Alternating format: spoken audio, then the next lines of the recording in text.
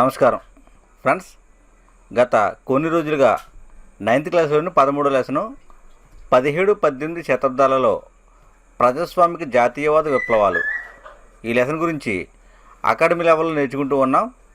ఇందులో భాగంగా మన మొదటి పార్ట్లో ఇంగ్లాండ్ మహోన్నత విప్లవం గురించి, అమెరికాలో స్వాతంత్ర ఉద్యమం గురించి ఈ రెండింటి గురించి చర్చించుకోవడం జరిగింది. ఇప్పుడు అకాడమీ టెక్స్ట్ బుక్ నుంచి ప్రతి లైన్ టు లైన్ టచ్ చేసి ఈ యొక్క ఫ్రెంచ్ విప్లవం గురించి నేర్చుకుందాం. ఈ యొక్క వీడియోస్ అన్నీ కూడా టెక్స్ట్ బుక్స్నే బేస్ చేసుకుని ఎక్స్ప్లెయిన్ చేయడం జరుగుతుంది. ఈ యొక్క వీడియో నచ్చితే లైక్ చేయండి, షేర్ చేయండి, సబ్స్క్రైబ్ చేసుకోండి. ఫ్రెండ్స్, మీరు చూస్తున్నారు Kings DSC YouTube channel. French విప్లవం. ఈ ఫ్రెంచ్ విప్లవం సంభవించిన దేశం ఏది అంటే ఫ్రాన్స్. ఈ ఫ్రాన్స్లోనే దీనికి దక్షిణంగా ఉన్న జాతీయ రాజ్యాలు పోర్చుగల్, స్పెయిన్. ఫ్రాన్స్కి దక్షిణంగా ఉన్న జాతీయ రాజ్యాల పేర్లు ఏంటి అని అడిగితే పోర్చుగల్, స్పెయిన్. తర్వాత ఈ యొక్క ఫ్రెంచ్ విప్లవం అనేది జాతీయ భావానికి ప్రేరణ 100 సంవత్సరాల యుద్ధం, అంటే 100 సంవత్సరాల యుద్ధం ఫ్రెంచ్ విప్లవం యొక్క ప్రేరణగా నిలిచింది. ఫ్రెంచ్ విప్లవానికి ప్రేరణ ఏది అంటే 100 సంవత్సరాల యుద్ధం. దీనిని ఏమంటాం అంటే 100 సంవత్సరాల యుద్ధం అంటాం. ముఖ్యంగా ఈ ఫ్రెంచ్ విప్లవం ఏ రాజవంశ పరిపాలనా కాలంలో సంభవించింది అంటే బోర్బన్ రాజవంశ పాలనా కాలంలో సంభవించింది. ఈ బోర్బన్ రాజవంశం గురించి చూసినట్లయితే ఇందులో ముఖ్యంగా మొట్టమొదటి ఈ బోర్బన్ రాజు ఎవరు అంటే 11 లూయి. బోర్బన్ వంశానికి చెందిన మొదటి రాజు ఎవరు అంటే 11 లూయి. ఈ 11 లూయి గురించి చూసినట్లయితే ఈయన నిస్సంతు. ఈ నిస్సంతు అంటే బర్గండి పాలకుడు. ఈ బర్గండీని పరిపాలించే పాలకుడు నిస్సంతు అని ఆయన మరణించడం జరిగింది. మరణించిన తర్వాత 11 లూయి ఏం చేశాడంటే బర్గండీని, దాని పక్కనున్న షికార్డీ, దాని తర్వాత ఆర్దో, ఇవన్నీ ప్రాంతాలని కూడా ఫ్రెంచ్లో కలుపుకోవడం జరిగింది. తర్వాత బ్రిటన్ ప్రభువుకి పురుష సంతానం లేదు. ఈ పురుష సంతానం లేనందువల్ల ఈ బ్రిటన్ ప్రభు యొక్క కూతురి పేరు ఏంటంటే అని. ఈ అనిని 11 లూయి కుమారుడికి ఇచ్చి పెళ్లి చేసుకుని ఆ బ్రిటన్ని కూడా స్వాధీనం చేసుకోవడం జరిగింది. ఇలాగా బర్గండీని, షికార్డీని, ఆర్దోని, దాంతోపాటు బ్రిటన్ని కూడా ఈ యొక్క 11 లూయి స్వాధీనం చేసుకున్నాడు. ఇప్పుడు రాజ్య సరిహద్దులు. ఈ 11 లూయి రాజ్యాన్ని యొక్క సరిహద్దులు చూసినట్లయితే ఉత్తరాన ఫ్లాండర్స్, ఈ ఫ్లాండర్స్ నుంచి దక్షిణాన స్పెయిన్ వరకు కూడా 11 లూయి రాజ్యము విస్తరించి ఉంది. 11 లూయి రాజ్యము ఏ ప్రాంతం నుంచి ఏ ప్రాంతం వరకు విస్తరించి ఉంది అంటే ఉత్తరాన ఫ్లాండర్స్ ఈ ప్రాంతం నుంచి దక్షిణాన స్పెయిన్ వరకు విస్తరించి ఉంది. అదేవిధంగా పశ్చిమ తీరం నుండి తూర్పున రోమ్ వరకు ఈ ప్రాంతం అంతా కూడా ఫ్రాన్స్ ఆధీనంలోకి వెళ్ళిపోయింది. తర్వాత ఈ యొక్క ఫ్రాన్స్లోని ఎస్టేట్ జనరల్ సంస్థ. ఈ ఎస్టేట్ జనరల్ సంస్థ సభ్యులు ఎవరు ఉన్నారంటే ప్రభువులు, మతాధికారులు, సామాన్యులు. అంటే ఇక్కడ ఫ్రాన్స్లో 3 ఎస్టేట్లు ఉండేవి. ఈ 3 ఎస్టేట్ల గురించి ఈ యొక్క సెషన్లో నేర్చుకుందాం. ఇంకా రాబోయే పాఠంలోని ఇదే టాపిక్లో వాళ్ళు మొదటి యొక్క ఎస్టేట్లు ఎవరు ఉన్నారంటే మతాధికారులు ఉన్నారు. మొట్టమొదటి ఎస్టేట్లో మతాధికారులు, తర్వాత ప్రభువులు, తర్వాత సామాన్యులు, వీరు ఉండడం జరిగింది. తర్వాత ఈ యొక్క 11 లూయి పరిపాలన అయిపోయిన తర్వాత రాజ్యానికి వచ్చింది నెక్స్ట్ ఎవరంటే 4వ హెన్రీ.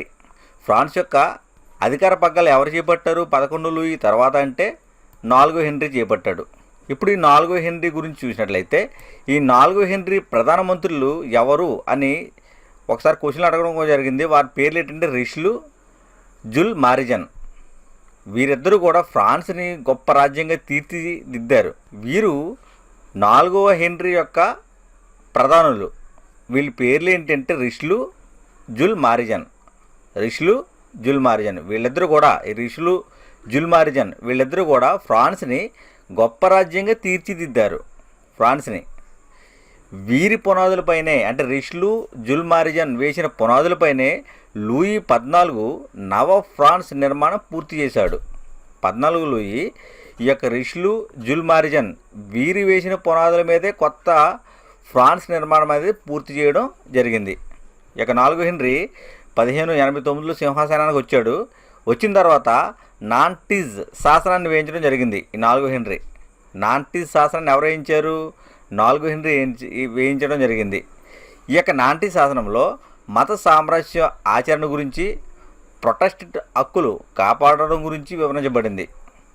నాంటి శాసనంలో వేడి గురించి వివరించారంటే మత సామరస్యం గురించి ప్రొటెస్టెంట్ హక్కుల్ని కాపాడడం గురించి వివరించడం జరిగింది. ఈ నాంటి శాసనాన్ని ఎవరు వేశారంటే 4 హెన్రీ వేయడం జరిగింది. తర్వాత ఈ 4 హెన్రీ బోర్బన్ వంశ పరిపాలనలోనే గొప్ప రాజు. బోర్బన్ వంశ పాలనా రాజులందరిలో గొప్పవాడు ఎవరు అంటే 4 హెన్రీ. అంతేకాకుండా ఈయన ఏమంటున్నామంటే ఫ్రాన్స్ అభివృద్ధి మహాపురుషుడు అని పేర్కొంటున్నాం. అంటే ఫ్రాన్స్ అభివృద్ధి మహాపురుషుడు ఎలా అభివృద్ధి పొందిందంటే ఇందాక చెప్పుకున్నాం, రిష్లు, జుల్ మారిజన్ వీరిద్దరి యొక్క ప్రధానుల నాయకత్వంలో ఫ్రాన్స్ అనేది అభివృద్ధి పొందింది. కాబట్టి ఆ కాలంలో రాజుగారు 4 హెన్రీ కాబట్టి ఏమన్నామంటే ఫ్రాన్స్ అభివృద్ధి మహాపురుషుడు అని చెప్పడం జరిగింది. తర్వాత ఈయన మంత్రి ఎవరు అంటే డ్యూక్ ఆఫ్ సల్లీ ఎవరు మంత్రి అంటే 4 హెన్రీ మంత్రి. 4 హెన్రీ ప్రధానమంత్రులు ఎవరు అంటే రిష్లు, జుల్ మారిజన్. తర్వాత ఈయన డ్యూక్ ఆఫ్ సల్లీ అనే ఆయన ఈ యొక్క 4 హెన్రీకి మంత్రి, అంటే ముఖ్య సలహాదారుడు అనమాట. తర్వాత 4 హెన్రీ తర్వాత పరిపాలనకు వచ్చింది ఎవరు అని అంటే 13 లూయి. 4 హెన్రీ తర్వాత పరిపాలనకు వచ్చింది 13 లూయి. ఈ 13 లూయి అనే ఆయన 4 హెన్రీ యొక్క కుమారుడు. ఈ 4 హెన్రీ యొక్క కుమారుడు ఎవరంటే 13 లూయి. కాబట్టి ఈయన రాజ్యంలో కూడా ఎవరున్నారు ప్రధానమంత్రులు అంటే కార్డినల్ రిష్లు. ఈ రిష్లు అనే ఆయన తండ్రి కాలంలో కూడా చేశాడు, తర్వాత కుమారునికి కూడా ఈయనే ప్రధానమంత్రిగా ఉన్నాడు. కార్డినల్ రిష్లు అంటే 4 హెన్రీకి, ఆయన కుమారుడు 13 లూయికి, వీళ్ళిద్దరికీ కూడా ప్రధానమంత్రి ఎవరు అంటే కార్డినల్ రిష్లు. తర్వాత ఈ కార్డినల్ రిష్లు గురించి చూసినట్లయితే ఈయన ఏకధాటిగా 18 సంవత్సరాలు పరిపాలన చేశాడు ప్రధానమంత్రిగా. కార్డినల్ రిష్లు అనే ఏకధాటిగా 18 సంవత్సరాల పరిపాలన చేపట్టాడు. నవీన ఫ్రాన్స్ పితామహుడు అని ఎవరంటామంటే కార్డినల్ రిష్లుని పేర్కొంటాం.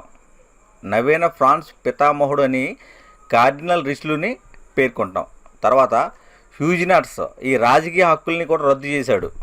కార్డినల్ రిష్లు హ్యూజినాట్స్ యొక్క రాజకీయ హక్కుల్ని రద్దు చేయడం జరిగింది. తర్వాత జుల్ మారిజన్, ఈయన కూడా హెన్రీ కాలంలో చెప్పుకున్నాం రిష్లు, జుల్ మారిజన్ అని. కాబట్టి ఇక్కడ ప్రధానమంత్రులుగా ఉన్న హెన్రీ కాలంలో ప్రధానమంత్రిగా ఉన్న రిష్లు, జుల్ మారిజన్ వీళ్ళిద్దరే తన కుమారుని కాలంలో కూడా ప్రధానమంత్రిగా ఉన్నారు. ఎవరంటే కార్డినల్ రిష్లు, తర్వాత జుల్ మారిజన్. అంటే ఈ యొక్క కార్డినల్ రిష్లు యొక్క వారసుడే జుల్ మారిజన్. కార్డినల్ రిష్లు యొక్క వారసుడు జుల్ మారిజన్. ఈయన గురించి చూసినట్లయితే ఫ్రాన్స్ను అస్తవ్యస్తం నుండి కాపాడాడు. అంటే ఫ్రాన్స్ యొక్క ఆర్థిక పరిస్థితిని చక్కదిద్దిన వారిలో అత్యంత ప్రాముఖ్యత పొందిన వారు ఎవరు అంటే కార్డినల్ రిష్లు, జుల్ మారిజన్ అని చెప్పుకోవడం జరిగింది. కాబట్టి ఈ జుల్ మారిజన్ అనే ఆయన ఫ్రాన్స్ని అస్తవ్యస్తం నుండి కాపాడడం జరిగింది. ఈయన ఫ్రాన్స్ ప్రధానిగా కొనసాగాడు జుల్ మారిజన్. తర్వాత ఈయన పుట్టుకతో ఇటలీ దేశస్థుడు. జుల్ మారిజన్ అనే ఆయన పుట్టుకతో ఇటలీ దేశస్థుడు అయినా కానీ ఏం పేర్కొన్నాడంటే ఫ్రాన్సు తన పెంపుడు తల్లి అని అంగీకరించాడు. ఫ్రాన్స్ని తన పెంపుడు తల్లి అని ఎవరు అంగీకరించాడు అంటే జుల్ మారిజన్ అంగీకరించడం జరిగింది. తర్వాత ప్రభు వర్గాన్ని అణిచి నిరంకుశ అధికారాన్ని బలపరిచాడు జుల్ మారిజన్. ఈ జుల్ మారిజన్ అనే ఆయన ఏం చేశాడంటే ప్రభు వర్గాన్ని అణిచి నిరంకుశ పరిపాలనను బలపరిచాడు. తర్వాత నిరంకుశ పాలనకు వెన్నెముక ఇంటెండెన్స్ అనే ఉద్యోగ వర్గం. నిరంకుశ పరిపాలనకు వెన్నెముక ఏంటి అంటే ఇంటెండెన్స్ అనే ఉద్యోగ వర్గం. నెక్స్ట్ ఫ్రాండే యుద్ధాలు. ఈ ఫ్రాండే యుద్ధాలు అనేవి మారిజన్ ఈయనకి ప్రభు వర్గానికి మధ్యలో జరిగాయి. ఈ యొక్క ఫ్రాండే యుద్ధాలు అనేవి ఈ రెండో ఫ్రాండియన్ యుద్ధంలో ప్రభు వర్గం ఓడిపోయింది. సైన్యాధిపతి టూరిన్ సహాయంతో జుల్ మారిజన్ విజయం సాధించాడు. ఫ్రాన్స్ విదేశాంగ విధానానికి కూడా రూపకల్పన చేసింది ఎవరు అంటే జుల్ మారిజన్. ఫ్రాన్స్ యొక్క విదేశాంగ విధానానికి రూపకల్పన చేశాడు. తర్వాత 1648లో వెస్ట్ ఫేలియా సంధి జరిగింది.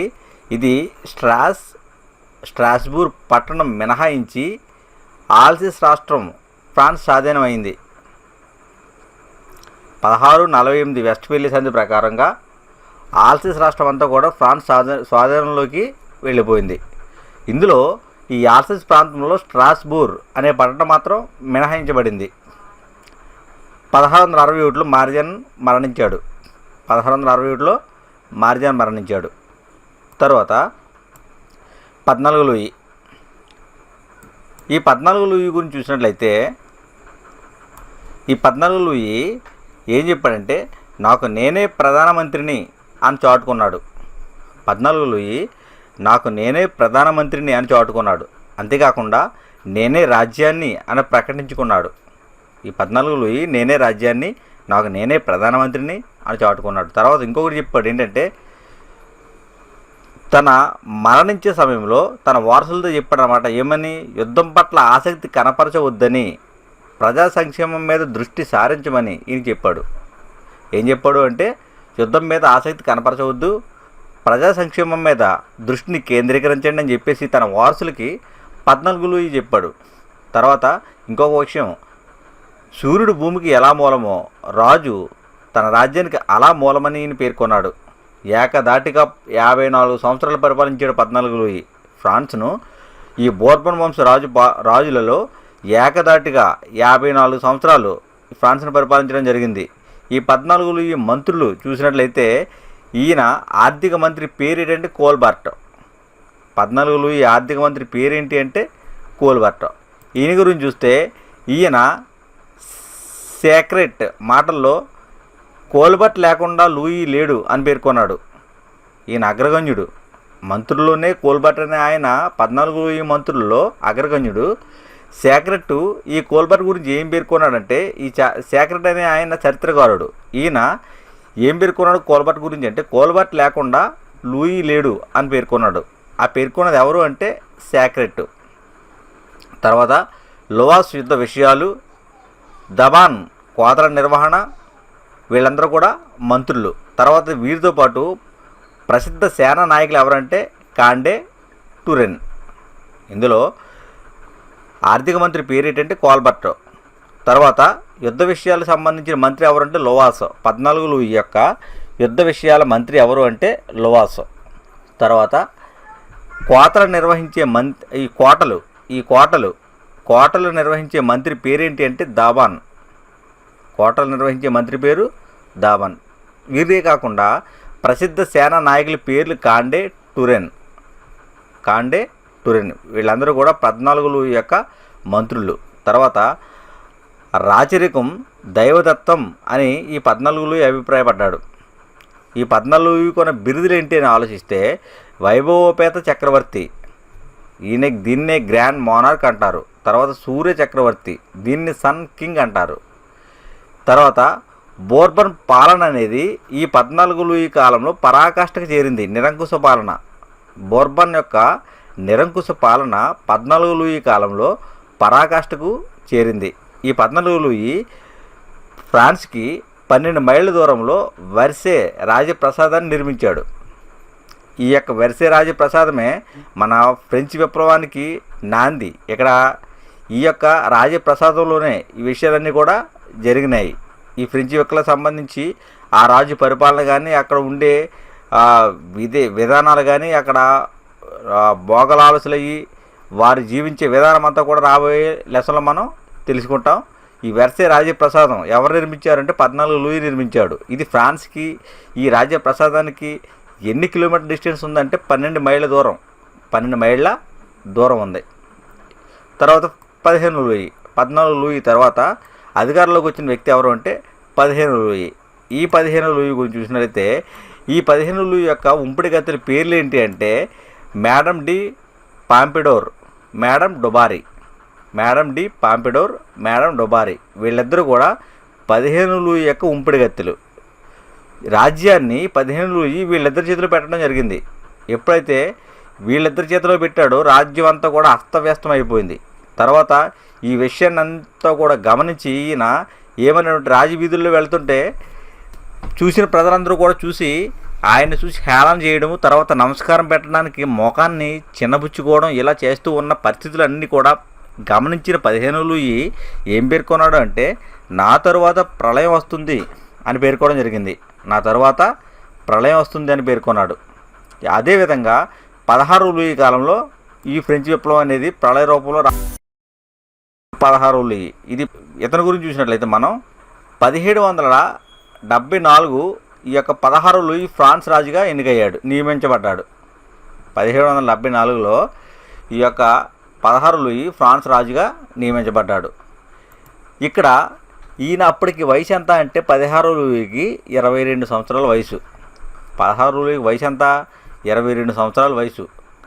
తర్వాత ఈ 22 సంవత్సరాల వయసులో పట్టాభిషేకం చేసే సమయంలో తల మీద కిరీటాన్ని పెడితే ఆ కిరీటం భూగోళమంత భారంగా భావించాడు 16 లూయి. కానీ క్యారెక్టర్ పరంగా వ్యక్తి మంచోడే. అయినా కానీ ఈయన అధికారం అంతా కూడా తన భార్యకి పెత్తనం చెలాయించడం వల్ల పరిస్థితులన్నీ కూడా తారుమారైనాయి. ఇక్కడ 22 సంవత్సరాల వయసులో ఈయన రాజ్యానికి వచ్చిన తర్వాత ఈయన ఉత్తముడు, స్నేహశీలి, దయార్ద్ర హృదయుడు. కాబట్టి ఇటువంటి వ్యక్తి తన భార్య వల్ల యొక్క గిలిటిన్ యంత్రం మీద మరణించడం జరిగింది. గిలిటిన్ అంటే పైనుంచి ఒక కత్తి కింద దిగుతుంది, మెడ నరికేస్తుంది అన్నమాట. అటువంటి యంత్రం అది. ఆ యంత్రం మీద మరణశిక్ష విధించారు ఈయనకు 16 లూయికి. తర్వాత 1789లో 5 కొత్త పన్నులు ప్రతిపాదించడం జరిగింది.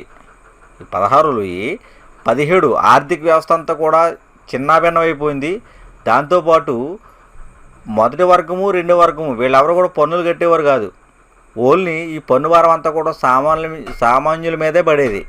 ఈ సామాన్యుల మీద పడడం వల్ల మొదటి వర్గము, రెండో వర్గం వారు పన్నులు కట్టకపోవడం వల్ల, తర్వాత వారికి దుబారా ఖర్చు ఎక్కువ అవడం వల్ల, విందులు వినోదాలు భోగలాలసంలో ఎక్కువ నిరంతరం కూడా ప్రక్రియలో మునిగిపోవడం వల్ల ఈ యొక్క ఆర్థిక పరిస్థితి అనేది అస్తవ్యస్తమైపోయింది. ఫ్రాన్స్లో ఆర్థిక పరిస్థితి అస్తవ్యస్తమైపోయింది. ఇప్పుడు దీన్ని పూడ్చుకోవడానికి ఇక్కడ 16 లూయి ఏం చేశాడంటే 1789లో 5 కొత్త పన్నులు ప్రతిపాదించాడు.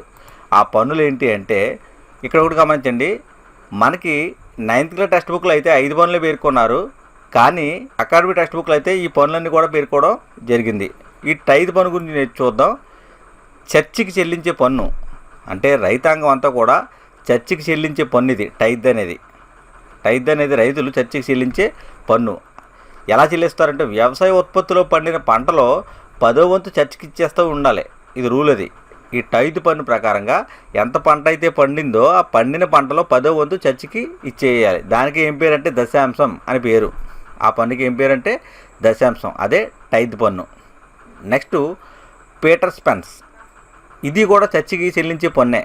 అంటే చర్చికి టైద్, తర్వాత పీటర్ పెన్స్ ఈ 2 పన్నులు కూడా చెల్లించడం జరిగింది. తర్వాత టెయిల్లే.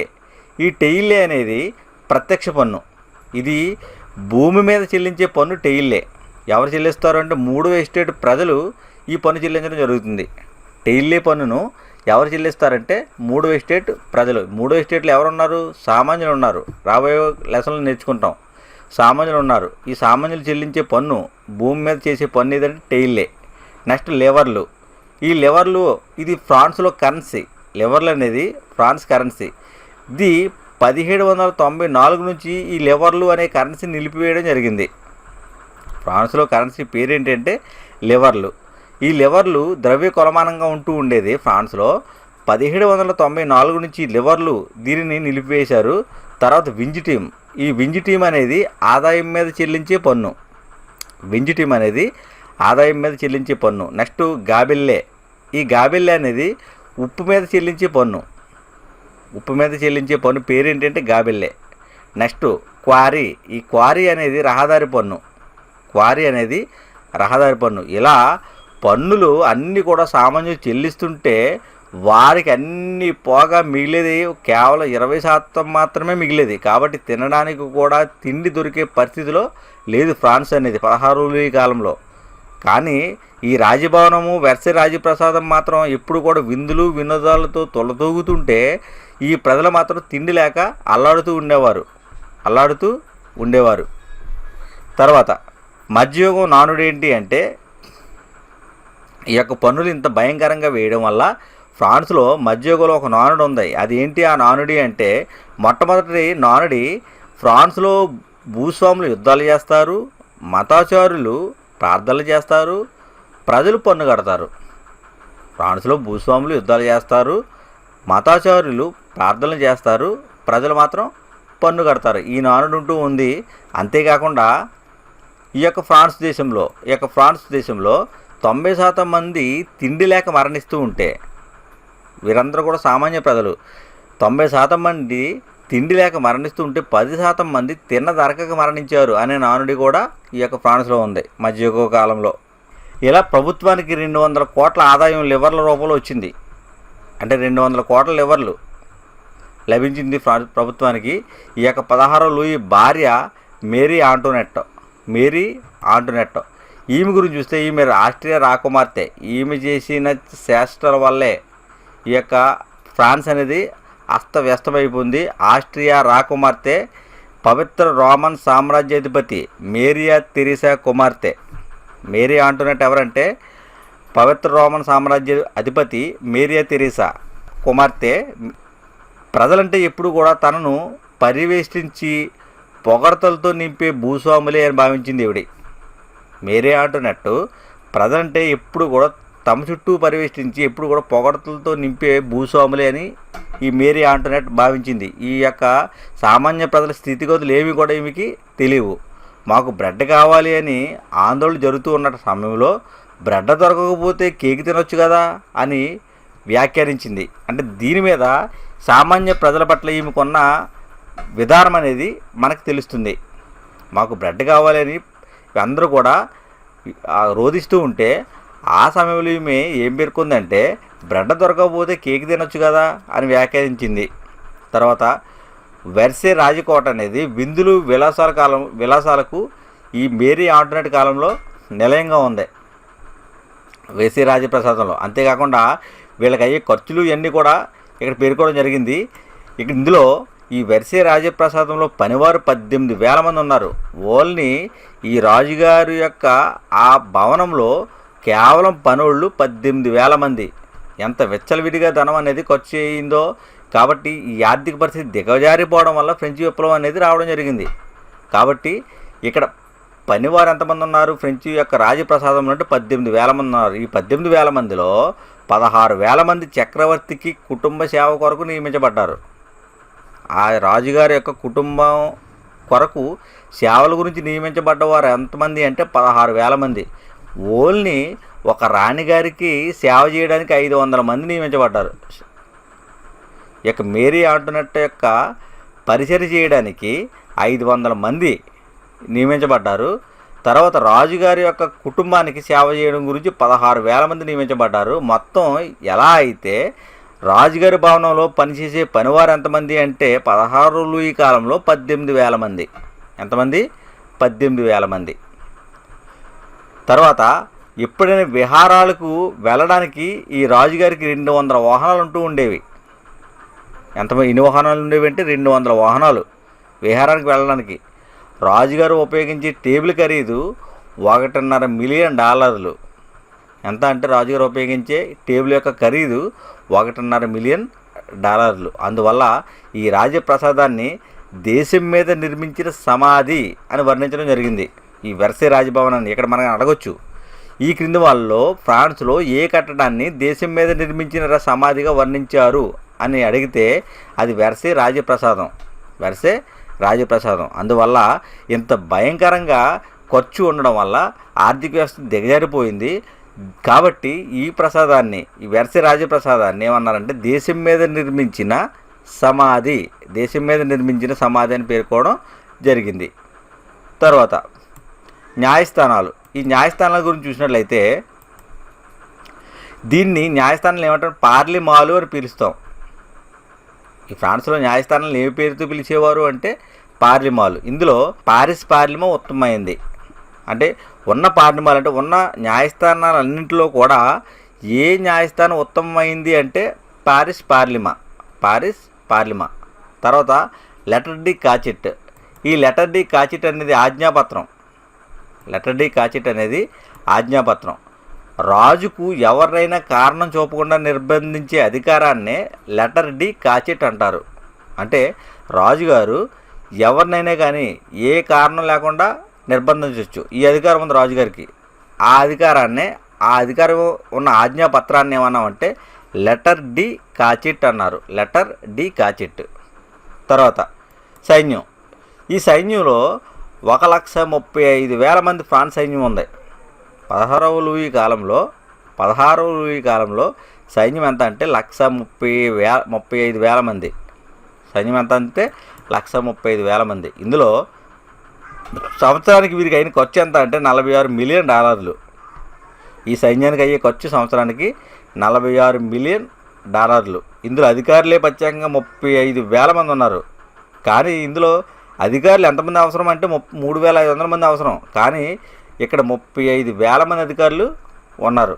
కాబట్టి వీరంతా కూడా ఖర్చు అనేది ఇప్పుడు కూడా $46 మిలియన్ కింద సంవత్సరానికి అవుతూ ఉండేది. తర్వాత ఈ విధంగా ఉండడం వల్ల ఫ్రాన్స్కి అప్పు అనేది భారీగా పెరిగిపోయింది. ఎందుకు పెరిగిపోయిందంటే దీర్ఘకాల యుద్ధాల వల్ల అమెరికాకి సహాయం చేయడం వల్ల అంటే అమెరికా వలసల్లో తిరుగుబాటు. ఈ తిరుగుబాటు సమయంలో సహాయం చేయడం వల్ల అమెరికాకి దీర్ఘకాల యుద్ధాల వల్ల కూడా ఫ్రాన్స్ అనేది అప్పు భారీగా పెరిగిపోయింది. దేశ జనాభాలో 90% రైతాంగమే. అందుకనే ఇందాక ఒక నానుడు చెప్పాం ఏంటంటే ఫ్రాన్స్లో 90% మంది తిండి లేక మరణిస్తూ ఉంటే 10% మంది తినది అరకక మరణించారు అనే నానుడు ఉందని పేర్కొన్నాం. ఇక్కడ దేశ జనాభాలో 90% మంది రైతాంగం. మొత్తం జనాభా 24 మిలియన్లు. ఫ్రాన్స్ యొక్క మొత్తం జనాభా ఎంత అంటే ఆ టైంలో 16వ లూయి కాలంలో మొత్తం జనాభా 24 మిలియన్లు. ఇందులో క్రైస్తవ మతాచారులు 1,30,000 మంది. క్రైస్తవ మతాచారులు ఎంతమంది అంటే 1,30,000 మంది. భూస్వాములు 1,50,000 మంది. భూస్వాములు అయితే 1,50,000 మంది. తర్వాత వీరిద్దరూ కూడా ఫ్రెంచ్ జనాభాలో ఉన్న ఉన్నత వర్గం 1% ఉన్నారు. వీళ్ళు ఫ్రెంచ్ జనాభాలో ఎంత పర్సెంట్ ఉన్నారంటే వీళ్ళందరూ కలిపి 1% ఉన్నారు. అయితే ఇక్కడ దేశ సంపదలో మాత్రం వీరికి 40% వెళుతూ ఉండేది. సామాన్య వర్గం దేశ జనాభాలో 99% ఉన్నారు. వీళ్ళందరూ కలిపి 1% ఉంటే వీళ్ళకి 40% ఆదాయం పొందుతూ ఉండేవారు.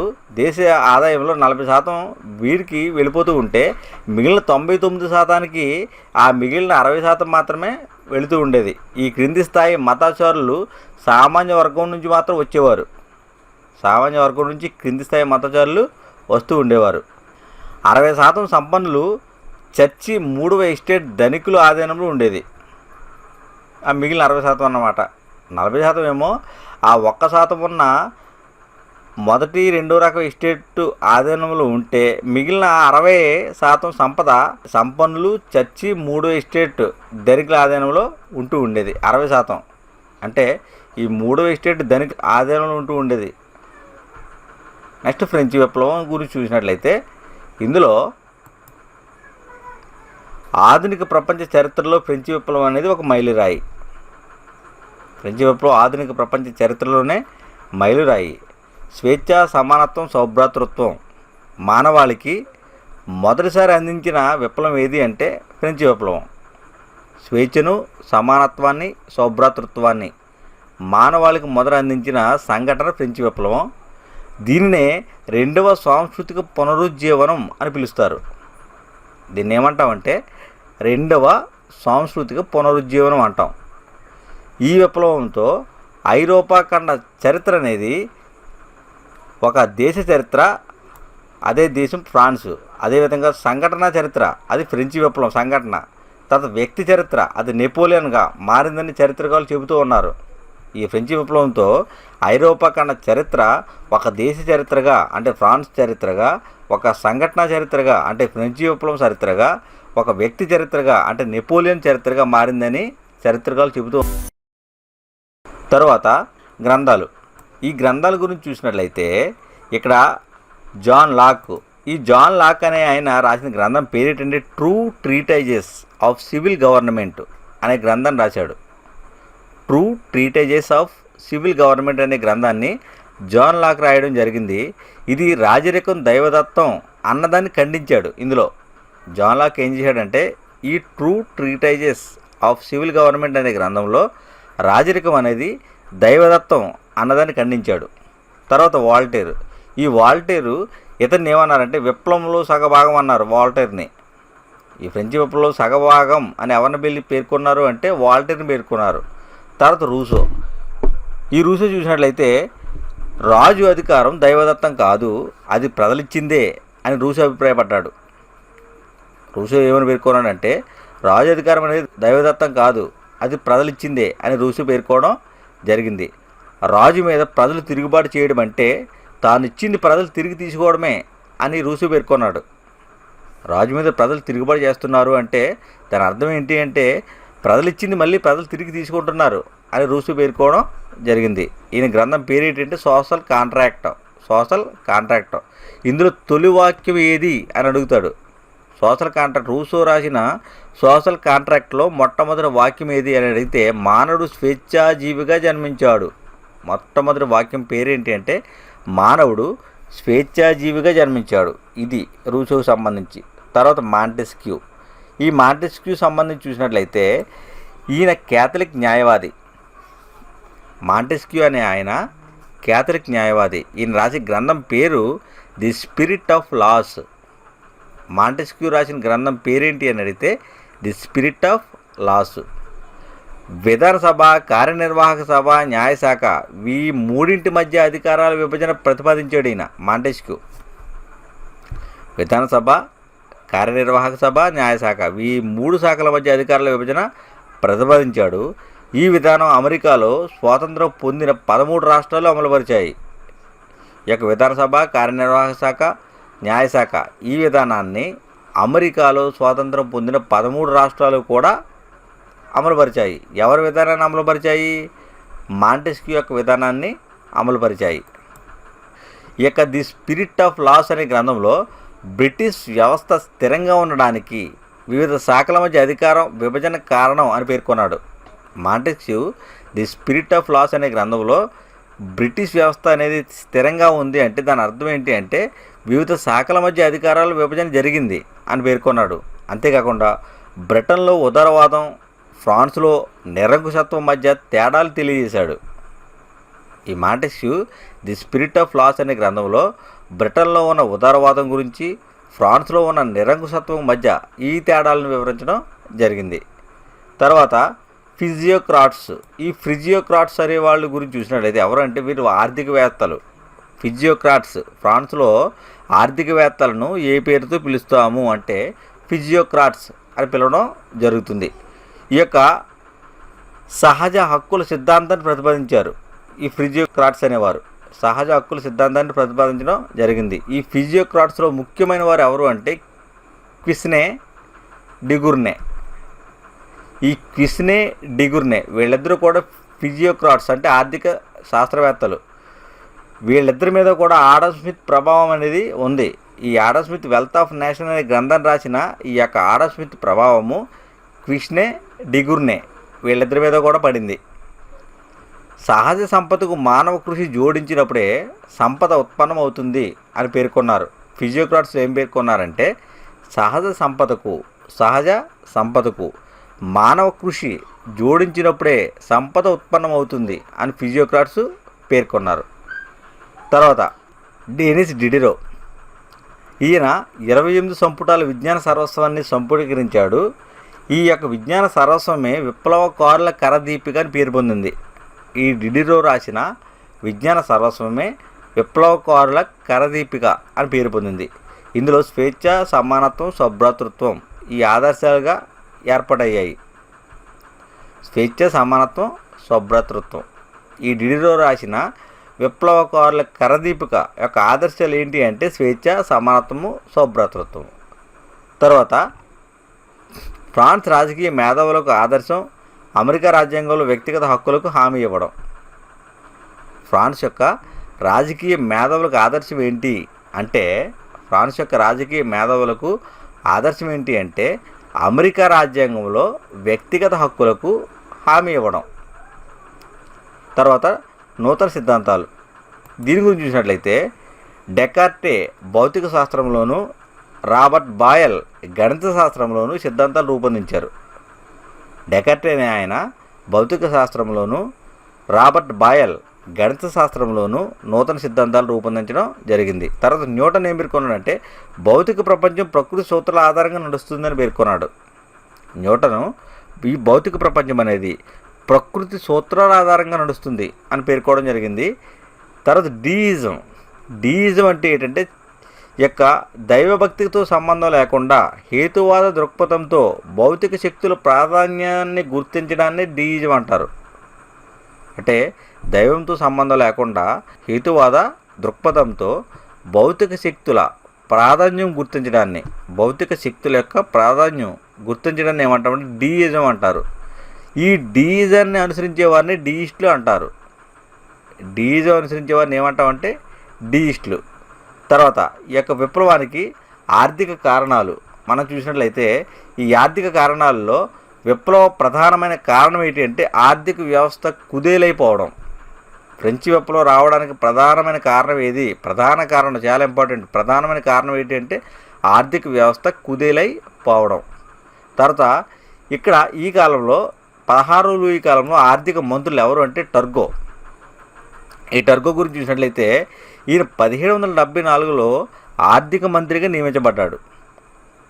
ఈ యొక్క టర్గో అనే ఆయన 16వ లూయి కాలంలో 1774లో ఆర్థిక మంత్రిగా నియమించబడ్డాడు. ఈయన స్వేచ్ఛా వ్యాపారాన్ని ప్రోత్సహించాడు. టర్గో స్వేచ్ఛా వ్యాపారాన్ని ప్రోత్సహించాడు. వెట్టి చాకరీ రద్దు చేశాడు. వెట్టి చాకరీ ఎప్పుడైతే రద్దు చేశాడో అంతేకాకుండా విద్యను చర్చి నియంత్రణ నుంచి తప్పించే ప్రయత్నం చేశాడు. ఎప్పుడైతే ప్రయత్నం చేశాడో ప్రభుత్వ ఖర్చు తగ్గించి ఖజానా పెంచే ప్రయత్నం చేశాడు ఈ టర్గో అనే ఆయన. ప్రభుత్వం యొక్క ఖర్చు తగ్గించాలి. ఎందుకంటే ఈ యొక్క వెర్సే రాజప్రసాదంలో చాలా మొదటి రెండో రకం ఈ ఎస్టేట్లు వారిద్దరికీ కూడా ఖర్చు అనేది భయంకరంగా పెరిగిపోవడం వల్ల ఈ యొక్క ప్రభుత్వ ఖర్చును తగ్గించి ఖజానా పెంచే ప్రయత్నం చేశాడు. ఇలా చేయడం వల్ల ఇక్కడ మొదటి వర్గం వారు రెండో వర్గం వారు వెళ్ళి మేరీ ఆంటోనెట్ని ఉసిగొల్పారు. ఆమెకు పురుగొల్పితే ఆమె వెళ్ళి 16 లూయికి ఆయన మీద లేనిపోయినవి కూడా చెప్పడం వల్ల 16 లూయి ఆ మాటలు నమ్మి ఈయనను ఈ పదవి నుంచి తొలగించడం జరిగింది. ఈ తొలగించిన తర్వాత రెండవ ఆర్థిక మంత్రి నెక్కర్ ఈయన నియమించారు. ఆయన నియమితే ఆయన కూడా ఇదే బాటలో ప్రయాణించాడు. ఆయన 1776లో ఈ నియమించబడ్డాడు ఆర్థిక మంత్రిగా. ఈయన జెనీవా బ్యాంకరు. కానీ ముఖ్యంగా మనం గమనించవలసింది ఏంటంటే ఫ్రాన్స్ చరిత్రలోనే మొట్టమొదటిసారి ఆదాయ వ్యయ పట్టిక ప్రకటించాడు. ఎవరంటే నెక్కర్. అంటే బడ్జెట్. ఫ్రాన్స్ చరిత్రలో బడ్జెట్ మొట్టమొదట ప్రకటించిన వారు ఎవరంటే నెక్కర్. ఆదాయ వ్యయ పట్టికను మొట్టమొదట ప్రకటించాడు. ఈ పట్టికలో ఉన్నత వర్గానికి అయ్యే దుర్వ్యయం వివరించాడు.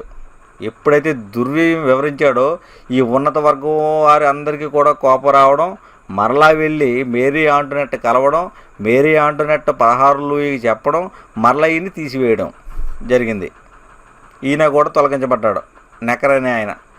ఈ తొలగించబడిన తర్వాత మూడవ ఆర్థిక మంత్రి ఎవరంటే కలోన్. ఈయన విధానం ఏంటి అంటే అప్పు చేసి పప్పుకూడు తినడం. ఈ కలోన్ యొక్క విధానం ఏంటి అంటే అప్పు చేసి పప్పుకూడు తినడం. అస్తవ్యస్తమైపోయిన ఆర్థిక వ్యవస్థ కుదేలైపోయి ఉన్న సమయంలో ఈయన కూడా ఈ విధంగా ఇటువంటి విధానాన్ని అవలంబించడం వల్ల ఆర్థిక వ్యవస్థ ఇంకా మరింతగా దిగజారిపోయింది. తర్వాత మరలా చేసేది ఏమీ లేక రాజుగారు ఏం చేశారంటే నెక్కర్ని మరలా ఆర్థిక మంత్రిగా నియమించడం జరిగింది. ఇలా ఈ ఫ్రాన్స్లో ఆర్థిక కారణాలు కూడా మనం పేర్కోవచ్చు. నెక్స్ట్ వెర్సైల్స్ మందిరం. ఈ వెర్సైల్స్ రాజమందిరం గురించి చూసినట్లయితే ఇందులో ముఖ్యుల సభ 1787 ప్రముఖుల సభ. ఈ ప్రముఖుల సభను 16 లూయి ఎప్పుడు ఏర్పాటు చేశాడు అంటే 1787లో ఏర్పాటు చేశాడు. ఎందుకు ఏర్పాటు చేశాడు? ఆర్థిక సమస్యలను పరిష్కరించడానికి. ఇందులో సభ్యులు ఎంతమంది? 145 మంది.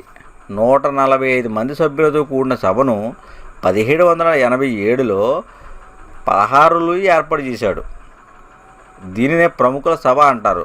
తర్వాత జనరల్ సమావేశాల కొరకు ఇక్కడ ఎస్టేట్ జనరల్ను ఏర్పాటు చేయడం జరిగింది.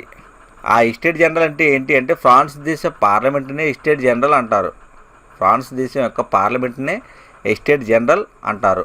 ఇందులో 175 సంవత్సరాలు ఎస్టేట్ జనరల్ అనేది సమావేశం జరగలేదు.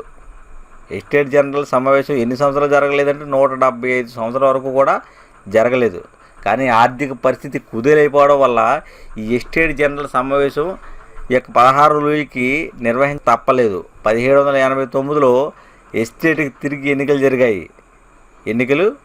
జరిగాయి. ఇక్కడ కాహియర్ కరపత్రాలు. ఈ కాహియర్ కరపత్రాలు అంటే ఏంటి అంటే ఎన్నికల ముందు ప్రజలు రూపొందించిన కరపత్రాలకు ఉన్న పేరేంటి అంటే కాహియర్ కరపత్రాలు. తర్వాత ఎస్టేట్కి ఎప్పుడు కూడా ఒక్కొక్క ఎస్టేట్కి ఒక్కొక్క ఓటు ఉంటూ ఉండేది. ఒక ఎస్టేట్కి ఓటు ఒకటే ఉండేది, అంటే అందులో సభ్యులతో సంబంధం లేదు, ఎస్టేట్కే సంబంధం.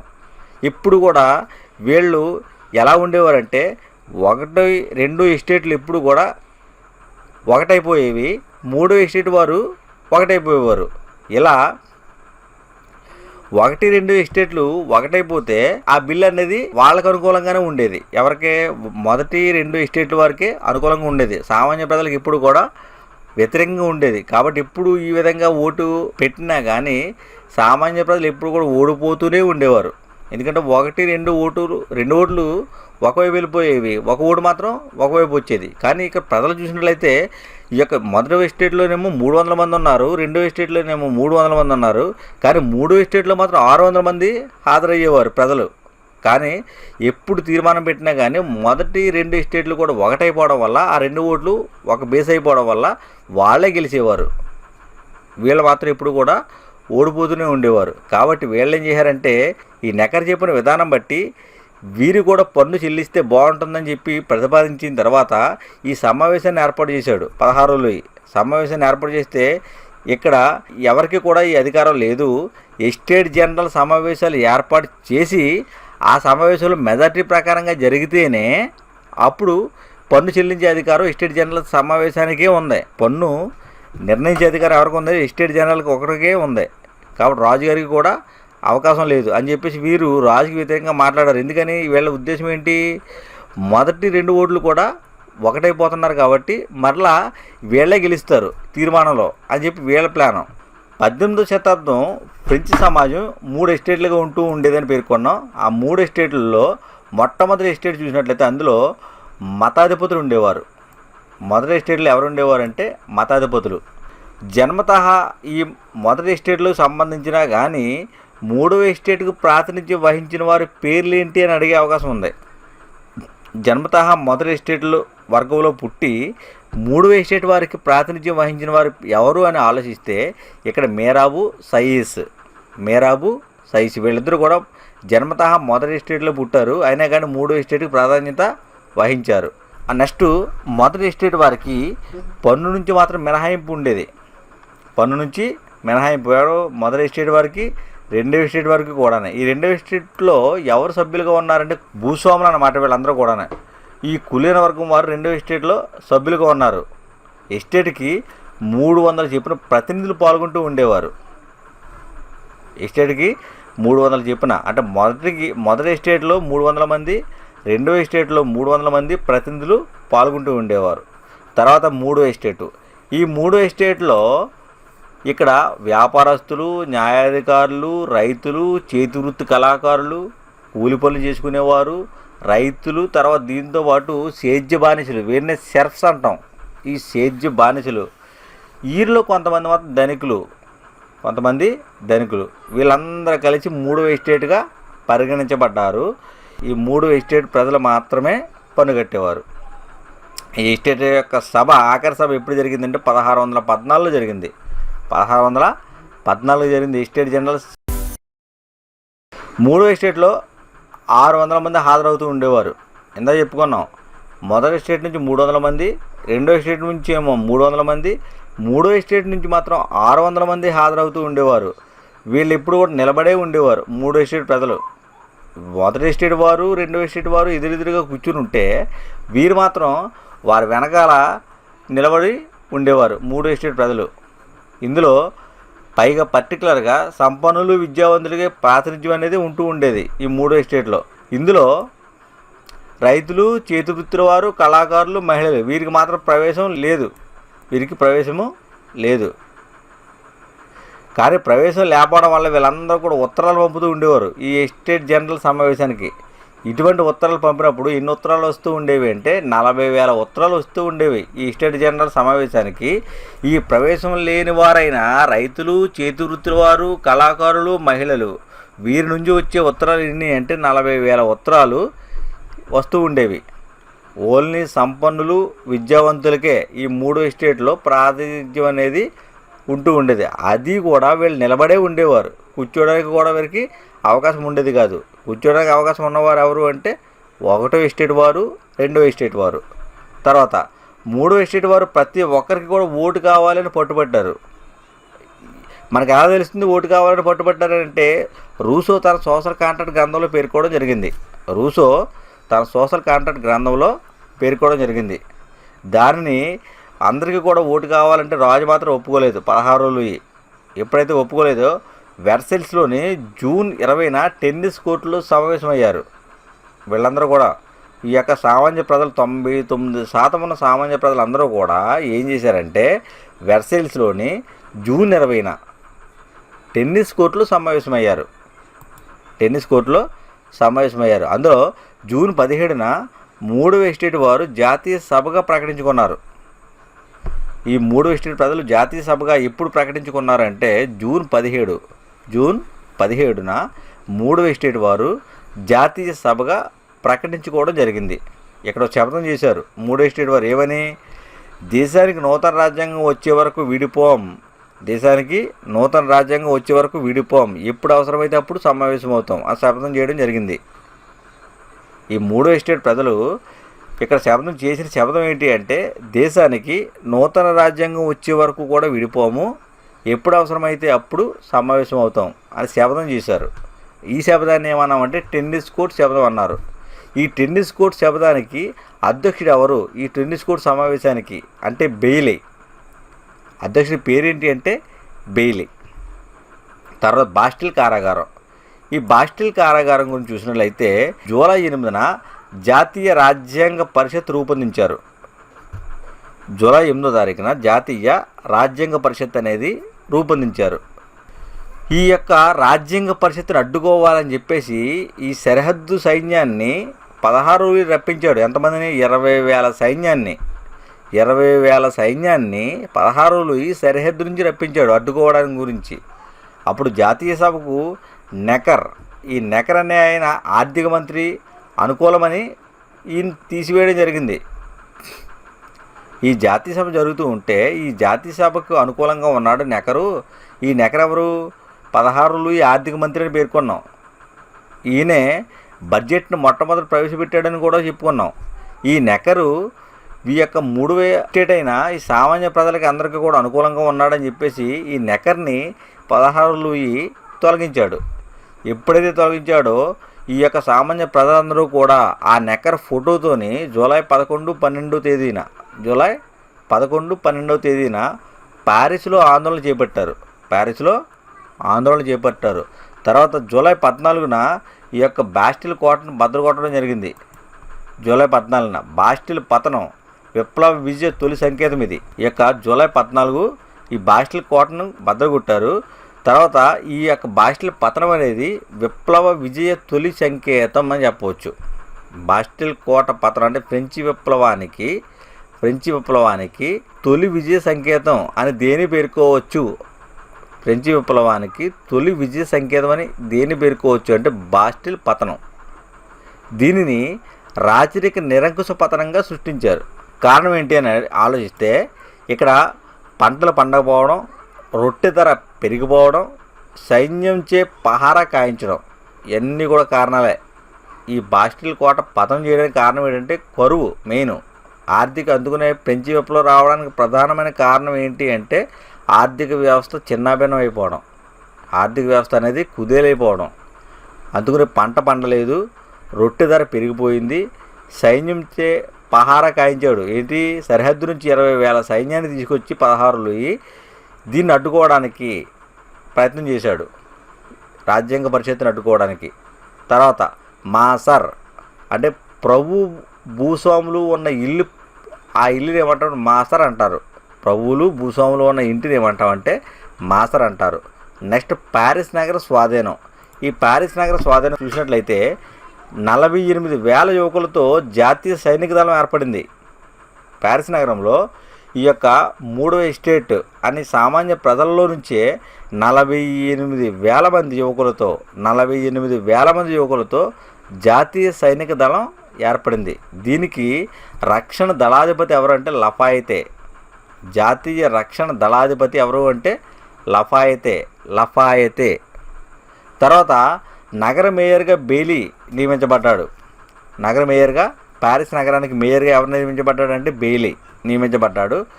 జూలై 14న ఫ్రెంచ్ జాతీయ దినంగా ప్రకటించడం జరిగింది. జూలై 14వ తేదీన ఫ్రెంచ్ జాతీయ దినంగా ప్రకటించారు. నెక్స్ట్ చాటు అంటే రాజు కోట లేదా కులైన వ్యక్తుల కోటలు, వాటిని చాటులు అంటారు. చాటు అంటే రాజుగారి యొక్క కోట లేదా కులైన వ్యక్తులు అంటే ప్రభువర్గం వారి యొక్క ఇళ్ళనే చాటు అంటారు. తర్వాత ప్యారిస్ మహిళల ఆకలి యాత్ర. ఈ ప్యారిస్ మహిళల ఆకలి యాత్ర గురించి చూసినట్లయితే అక్టోబర్ నాటికి ప్యారిస్లో తీవ్ర కరువు అనేది బయలుదేరింది. అక్టోబర్ కాలానికి ప్యారిస్లో తీవ్ర కరువు అనేది సంభవించింది అక్టోబర్కి.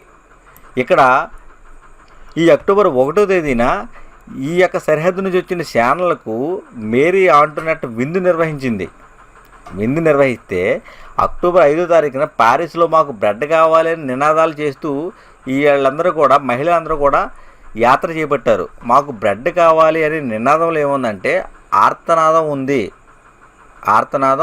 ఉంది. ఇక్కడ అక్టోబర్ 5న ప్యారిస్లో మాకు బ్రెడ్ కావాలి అని నినాదాలు చేస్తూ ఈ యొక్క స్త్రీలందరూ కూడా ప్యారిస్ వీధుల్లో బయలుదేరారు.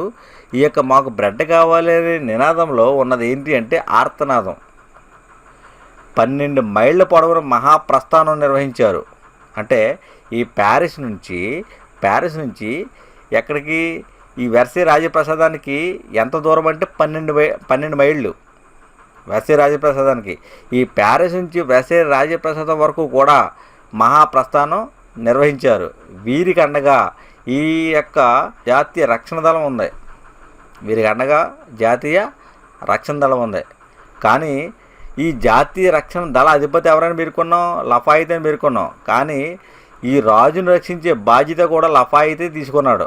ఎందుకంటే ఒకవేళ వీళ్ళందరూ కూడా తిరుగుబాటు చేసి రాజుని చంపేసే పరిస్థితి ఉందని చెప్పేసి ఇక్కడ లఫాయితే జాతీయ సైనిక అధ్యక్షుడు, రక్షణ దళ అధిపతి. ఈ లఫాయితే రాజుగారిని రక్షించే బాధ్యతను తీసుకున్నాడు. తర్వాత బ్రెడ్ తయారీదారు అతని భార్య పిల్లల్ని తెస్తున్నాం అంటూ మరలా వాళ్ళని పట్టుకుని, రాజుగారిని పట్టుకుని తీసుకొస్తూ సమయంలో నినాదం ఇది.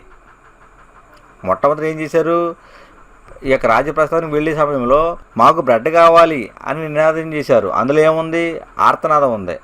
మరలా రాజుగారిని పట్టుకుని వాళ్ళ ఫ్యామిలీ అంతా పట్టుకుని బంధించి తీసుకొస్తున్న సమయంలో బ్రెడ్ తయారీదారుని, అతని భార్యని, అతని పిల్లల్ని తెస్తున్నాం అంటూ నినాదం చేశారు. ఇందులో ఏముంది, ఆశావాదం ఉంది. అంటే తిరిగి వస్తూ ఉన్న సమయంలో ఈ నినాదంలో ఏముందంటే ఆశావాదం ఉంది. రాజుగారి కోటకి వెళ్ళే సమయంలో ఆక్క నినాదంలో ఏముందంటే ఆర్తనాదం ఉంది.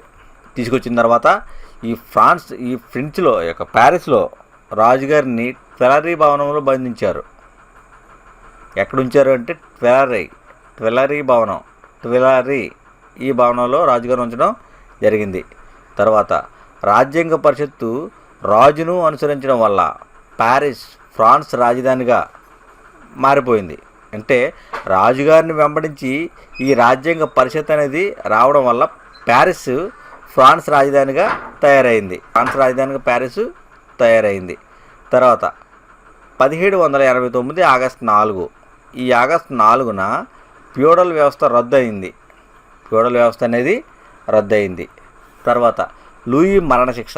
ఈ లూయి మరణశిక్ష గురించి చూసినట్లయితే 16 లూయి మరణశిక్ష ఎలా వేశారు అంటే సైనిక రహస్యాలు శత్రువులకు చేరవేశాడు అనే అభియోగం మీద వేయడం జరిగింది. అంటే ఇక్కడ పిల్లరి బాణంలో చేర్చిన తరువాత మరలా ఈ సైన్యానికి అధికారిగా కూడా ఈ అన్నిటి మీద కూడా ఓవరాల్గా అధికారం ఎవరికి అప్పచెప్పారంటే 16 లూయికి అప్పచెప్పారు.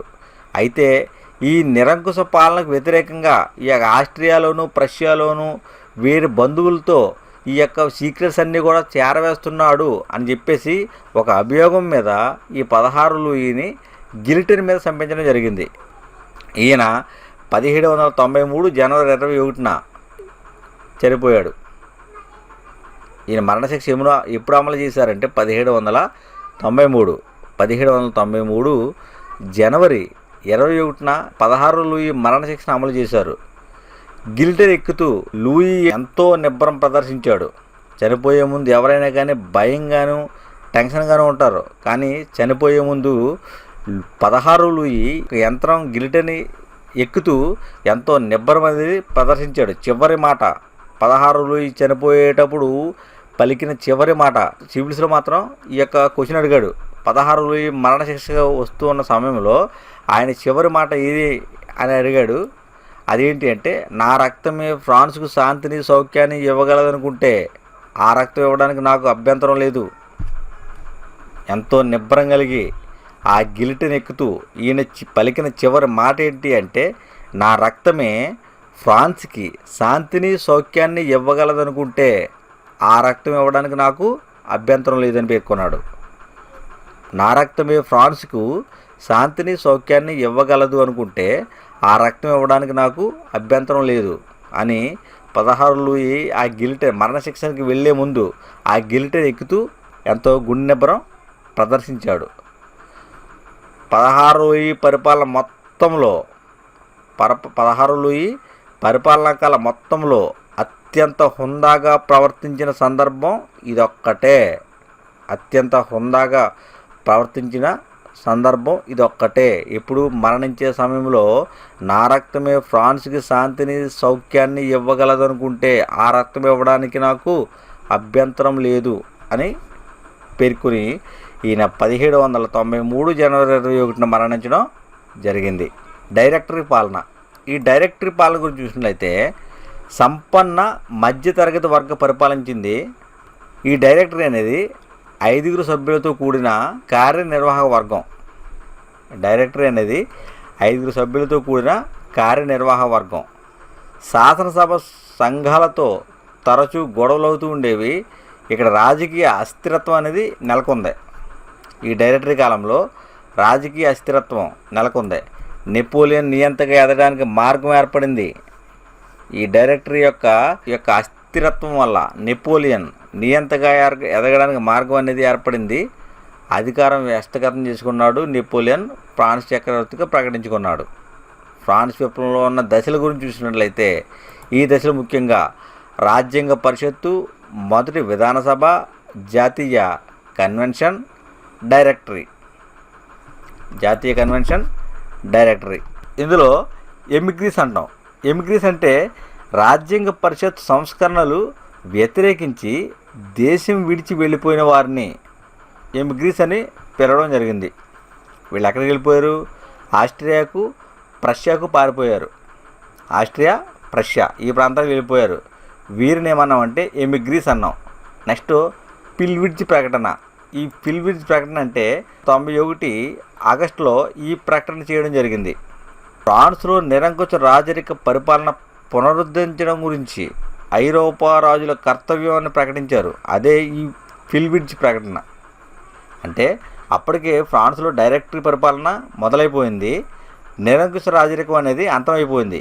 కానీ ఈ యొక్క ఫ్రాన్స్లో 16 లూయి బంధువులు ఎవరైతే ఉన్నారో ఆ 16 లూయి బంధువులు ఈ ఆస్ట్రియాలోను, ప్రష్యాలోను ఈ దేశాల్లో ఉండడం జరిగింది. కాబట్టి వీరు ఇక్కడి పారిపోయిన ఎమిగ్రీస్ ఏం చేశారంటే అక్కడ ఆ రాజులు కలవడం జరిగింది. ఆ రాజులందరూ కూడా మరలా తిరిగి ఫ్రాన్స్లో నిరంకుశ పరిపాలన ప్రారంభించే విధంగా చేయాలి అని చెప్పేసి పిల్విడ్జ్ ప్రకటన చేశారు. ఎప్పుడు చేశారు? 91 ఆగస్టులో చేయడం జరిగింది. అంటే ఫ్రాన్స్లో నిరంకుశ రాజరిక పరిపాలన పునరుద్ధరణ ఐరోపా రాజుల కర్తవ్యం అని ఈ ప్రకటనలో పేర్కొన్నారు. ఏ ప్రకటనలో అంటే పిల్విడ్జ్ ప్రకటనలో. తర్వాత 1791 మానవ హక్కుల ప్రకటన అనేది జరిగింది. ఫ్రాన్స్లో 1791లో మానవ హక్కుల ప్రకటన జరిగింది. దాంతోపాటు నూతన రాజ్యాంగం కూడా 1791లోనే ఏర్పడింది. నూతన రాజ్యాంగం కూడా 1791లో ఏర్పడింది. ఇది ఐరోపా ఖండ తొలి లిఖిత రాజ్యాంగం. ఈ 1791లో ఏర్పడిన రాజ్యాంగం ఐరోపా ఖండంలోనే తొలి లిఖిత రాజ్యాంగం.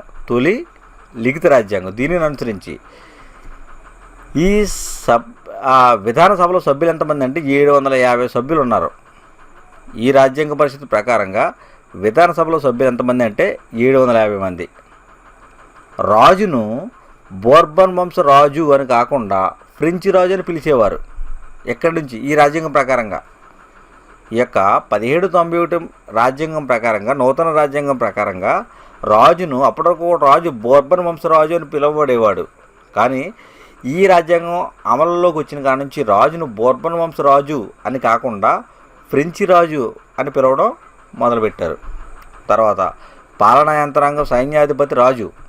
ఈ పాలనా యంత్రాంగానికి సైన్యాధిపతి రాజు కాబట్టే 16 లూయి ఈ యొక్క రహస్యాలన్నీ కూడా చేరవేస్తున్నాడు. మన శత్రువులందరికీ కూడా ఈ యొక్క సైనిక రహస్యాలన్నీ కూడా చేరవేస్తున్నాడు అని చెప్పేసి అభియోగం మీద ఆయన్ని నరికించడం జరిగింది. దేశంలో 85 డిపార్ట్మెంట్లుగా విభజించారు ఫ్రాన్స్ దేశాన్ని.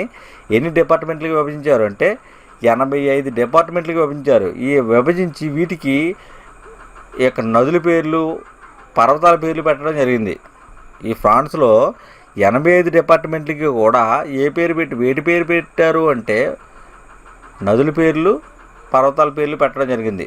నెక్స్ట్ అదే సమయంలో అస్సినేట్స్ అనే కాగిత ద్రవ్యాన్ని ప్రవేశపెట్టారు. అస్సినేట్స్ అనే కాగిత ద్రవ్యాన్ని ప్రవేశపెట్టారు.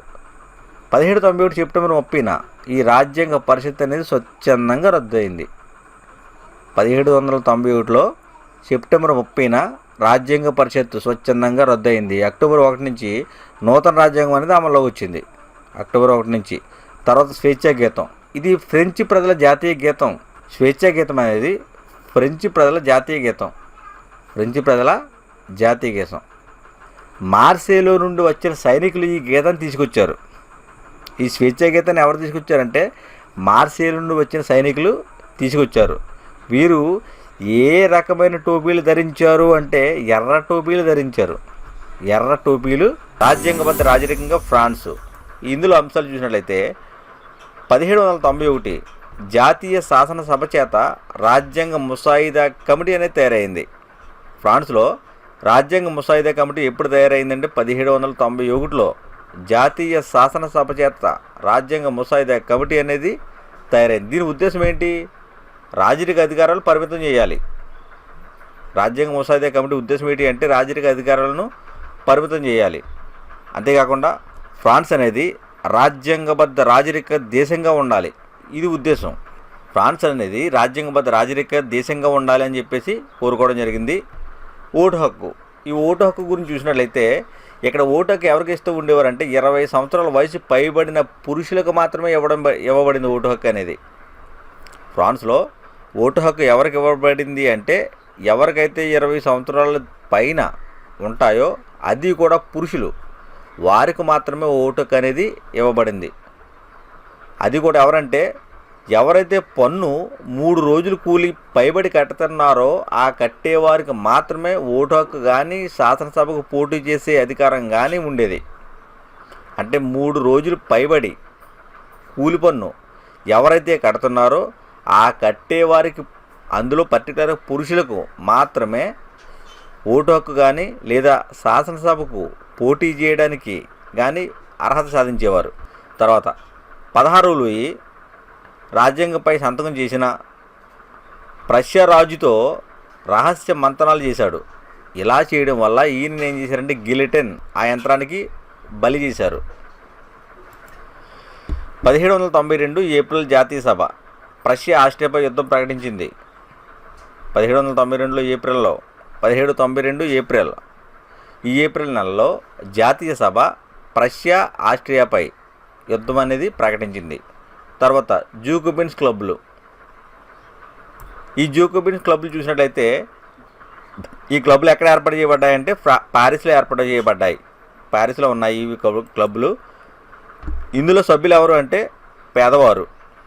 ఈ జూకోబిన్స్ క్లబ్బుల్లో సభ్యులు ఎవరు అంటే పేదవారు. ఈ జూకోబిన్స్ క్లబ్బుల నాయకుడు ఎవరు అంటే మ్యాక్సిమిలియన్ రాబిస్పియర్. మ్యాక్సిమిలియన్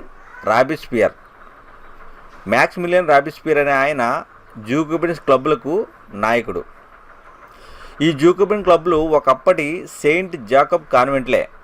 అక్కడ కాన్వెంట్ అంటే ఏంటంటే ఎవరైతే మత జీవితానికి అంకితమైపోతున్నారో వారు నివసించడానికి ఏర్పాటు చేయబడిన భవనాలనే కాన్వెంట్లు అంటారు. అంటే క్రైస్తవ మతంలో ఎవరైతే ఆ మత జీవితానికి అంకితమైపోయి ఈ లోకాశలన్నీ కూడా విడిచిపెట్టి ఉంటున్నారో వారు జీవించడానికి ఏర్పాటు చేయబడిన భవనాలను ఏమన్నామంటే కాన్వెంట్లు అన్నాం. ఈ కాన్వెంట్లు ఒకప్పటి సెయింట్ జాకబ్ కాన్వెంట్లే ప్రజెంటు జూకోబిన్స్ క్లబ్లుగా మారాయి. ఇందులో వీళ్ళు చేసే పని ఏంటి అంటే ప్రభుత్వ విధానాలు చర్చిస్తూ ఉండేవారు. ఈ జూకోబిన్స్ క్లబ్బుల్లో పేదవారు సభ్యులుగా ఉన్నారు. వారి నాయకుడు ఎవరంటే మ్యాక్సిమిలియన్ రాబిస్పియర్. ఇందులో వారు చేసే పని ఏంటంటే ప్రభుత్వ విధానాలు చర్చిస్తూ ఉండేవారు. 1792 ఆగస్టు 10. ఈ 1792 ఆగస్టు 10 గురించి చూసినట్లయితే చులరిస్ మహల్ మీదకి దండయాత్ర అనేది జరిగింది. ఈ చులరిస్ మహల్ మీదకి ఫ్రెంచి ప్రజలు దండయాత్ర చేసి అక్కడ ఉన్న భటులందరినీ కూడా చంపి రాజుని జైల్లో పెట్టారు. రాజుగారిని జైల్లో పెట్టిన తర్వాత సంపద సంబంధం లేకుండా 21 సంవత్సరాలు దాటిన పురుషులందరికీ కూడా ఓటు హక్కు కల్పించబడింది. అంటే అప్పటి వరకు కూడా ఎవరైతే 20 సంవత్సరాలు దాటిన పురుషులు ఉన్నారో అది కూడా 3 రోజులు పన్ను కూలి ఎవరైతే కడుతున్నారో వారికి మాత్రమే శాసనసభలో అవకాశం ఉండేది. కానీ ఇక్కడ మాత్రం 1792 ఆగస్టు 10న సంపద సంబంధం లేకుండా 21 సంవత్సరాలు దాటిన పురుషులందరికీ కూడా ఓటు హక్కు అనేది కల్పించబడింది. సెప్టెంబర్ 21న ఫ్రాన్స్ అనేది గణతంత్ర రాజ్యంగా రూపొందింది. ఫ్రాన్స్ గణతంత్ర రాజ్యంగా ఎప్పుడు రూపొందింది అంటే సెప్టెంబర్ 21, 1792. 1792 సెప్టెంబర్ 21న ఫ్రాన్స్ అనేది గణతంత్ర రాజ్యంగా రూపొందింది. అంటే ప్రభుత్వ అధినేతను ప్రజలే ఎన్నుకునే విధానం. గణతంత్ర రాజ్యం అంటే ఏంటి అంటే ప్రభుత్వ అధినేతను ప్రజలే ఎన్నుకునే విధానాన్నే గణతంత్ర రాజ్యం అంటారు. తర్వాత 1793లో లూయి 16ని మరియు మేరీ ఆంటునెట్ వీరిద్దరికీ కూడా మరణశిక్ష విధించారు. ఎప్పుడు 1793లో.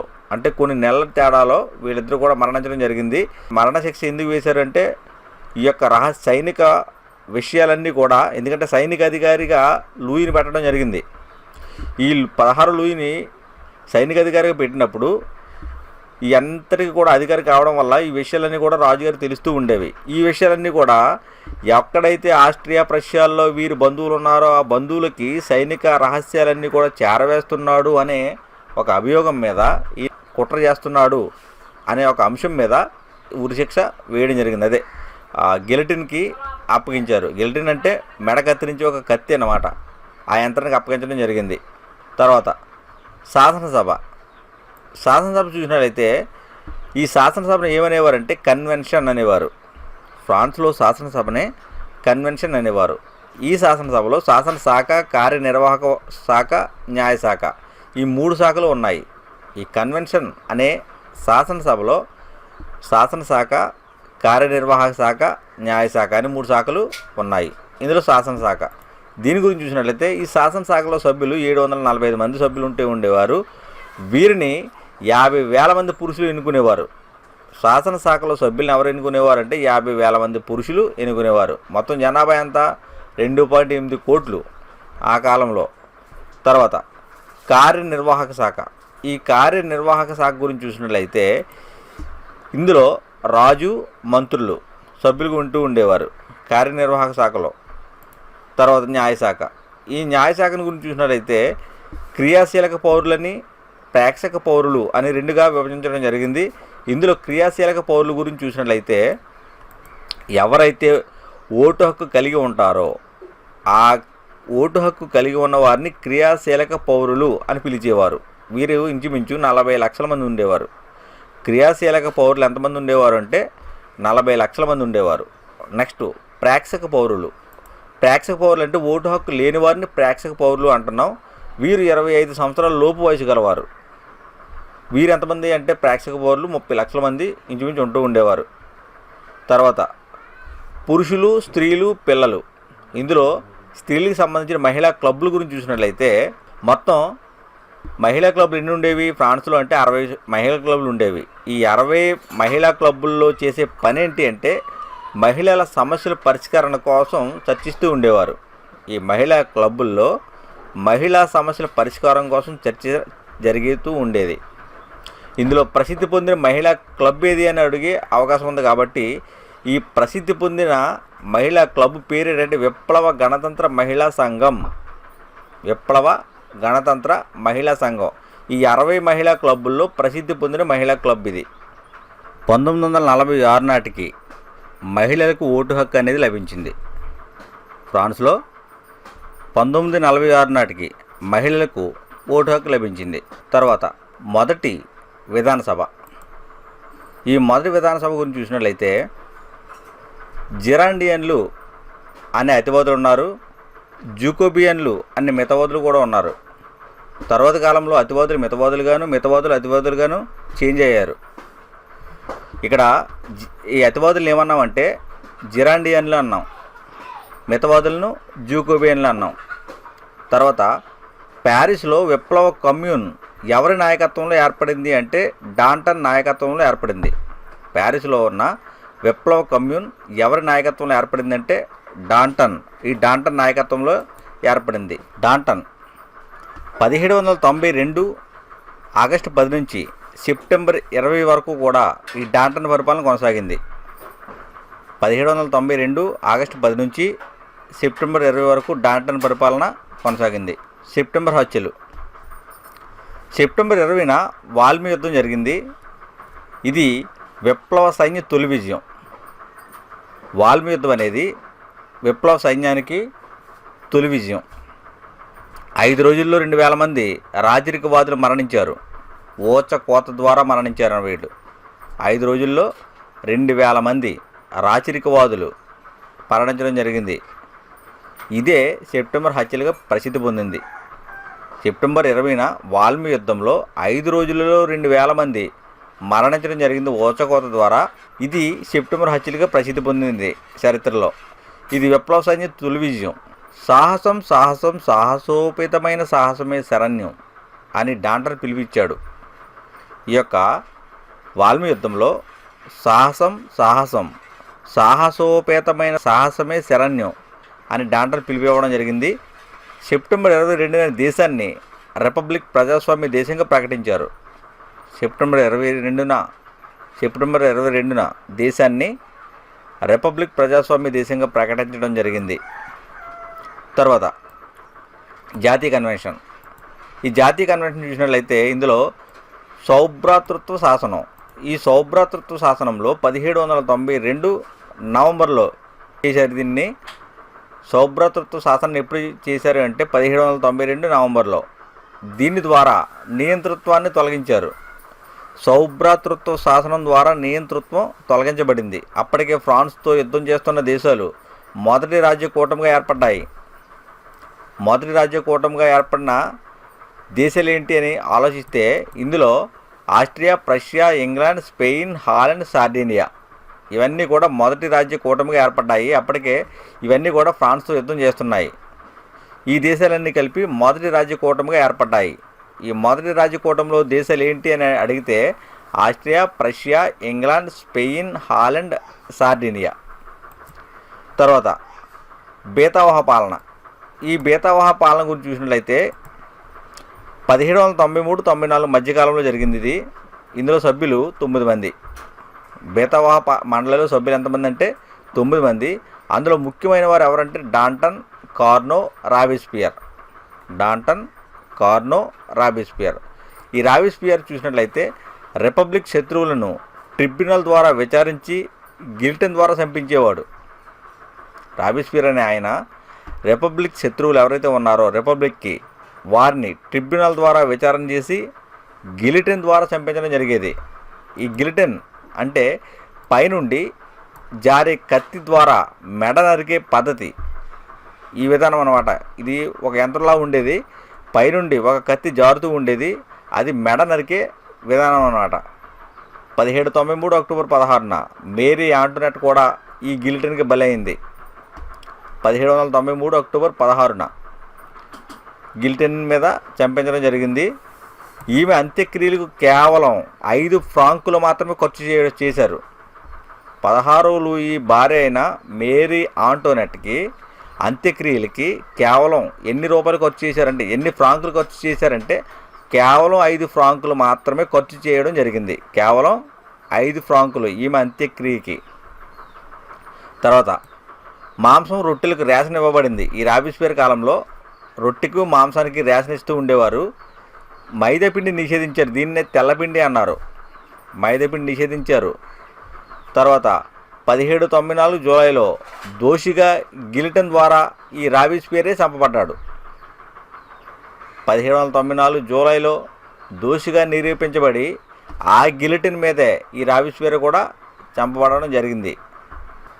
ఒకరికొకరు పౌరుడా అని పిలవాలి అనే ఆదేశం జరిగింది. ఫ్రెంచ్ భాష అనేది జాతీయ భాషగా గుర్తింపు పొందింది. ఫ్రెంచ్ భాష జాతీయ భాషగా గుర్తింపు పొందింది. తర్వాత 3వ సంవత్సరపు రాజ్యాంగం. దీని గురించి చూస్తే ఈ 3వ సంవత్సరపు రాజ్యాంగం అనేది 1795లో కన్వెన్షన్ రూపొందించిన రాజ్యాంగం. 1795లో కన్వెన్షన్ రూపొందించిన రాజ్యాంగాన్నే 3వ సంవత్సరపు రాజ్యాంగం అంటారు. ఇదే పూర్తి ప్రజాస్వామ్య రాజ్యాంగం. 3వ సంవత్సరపు రాజ్యాంగమే పూర్తి ప్రజాస్వామ్య రాజ్యాంగంగా పేరు పొందింది. దీనినే ఇంకొక పేరు ఏంటంటే జూకోబిన్ రాజ్యాంగం అని కూడా పిలుస్తూ ఉంటారు. జూకోబిన్ల రాజ్యాంగం. ఇది రాజ్యాంగంలో సభలు 2 ఉన్నాయి. ఆ 2 ఏంటి అంటే సామాన్యుల సభ, ప్రాచీనుల సభ. ఈ సామాన్యుల సభలో సభ్యులు 500 మంది, ప్రాచీన సభలో సభ్యులు 250 మంది.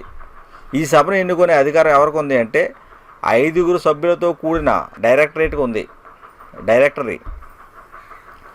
ఈ 5 సభ్యులతో కూడిన డైరెక్టరీకి ఈ యొక్క సభ్యులను ఎన్నుకునే అధికారం ఉంది. ఈ సభలను ఎన్నుకునే అధికారం ఎవరికి ఉందంటే డైరెక్టరీలో సభ్యులకి ఉంది. ఈ డైరెక్టరీలో సభ్యులు ఎంతమంది అంటే 5. తర్వాత డైరెక్టరీ. ఈ డైరెక్టరీ గురించి చూసినట్లయితే ఇందులో ఎన్నికలు జరిగిన అధికారంలోకి వచ్చిన మొదటి ప్రభుత్వం డైరెక్టరీ. అంటే ఎన్నికల ద్వారా అధికారంలోకి వచ్చిన మొట్టమొదటి ప్రభుత్వం ఏది అంటే డైరెక్టరీ. 1795-99 వరకు ఇది అధికారంలో ఉంది. 1795-99 వరకు కూడా డైరెక్టరీ అనేది అధికారంలో ఉంది. నెక్స్ట్ కాంపో ఫోర్మియా సంధి. ఇది 1 సంవత్సరంలో 5 యుద్ధాల్లో ఆస్ట్రియా ఓడిపోవడం జరిగింది. నెపోలియన్ ఆస్ట్రియాల మధ్య జరిగిన సంధినే కాంపో ఫోర్మియా సంధి అంటాం. అంటే డైరెక్టరీ సభ్యులు ఎంతమంది?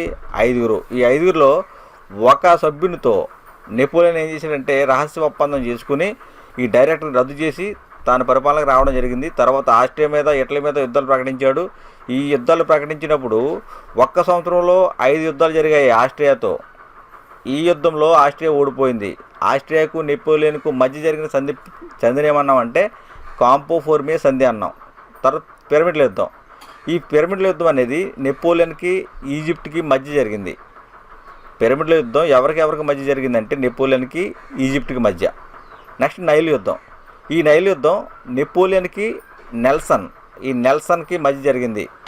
నెల్సన్ అంటే యొక్క బ్రిటిష్ ఒక నౌకాదళాధిపతి నెల్సన్.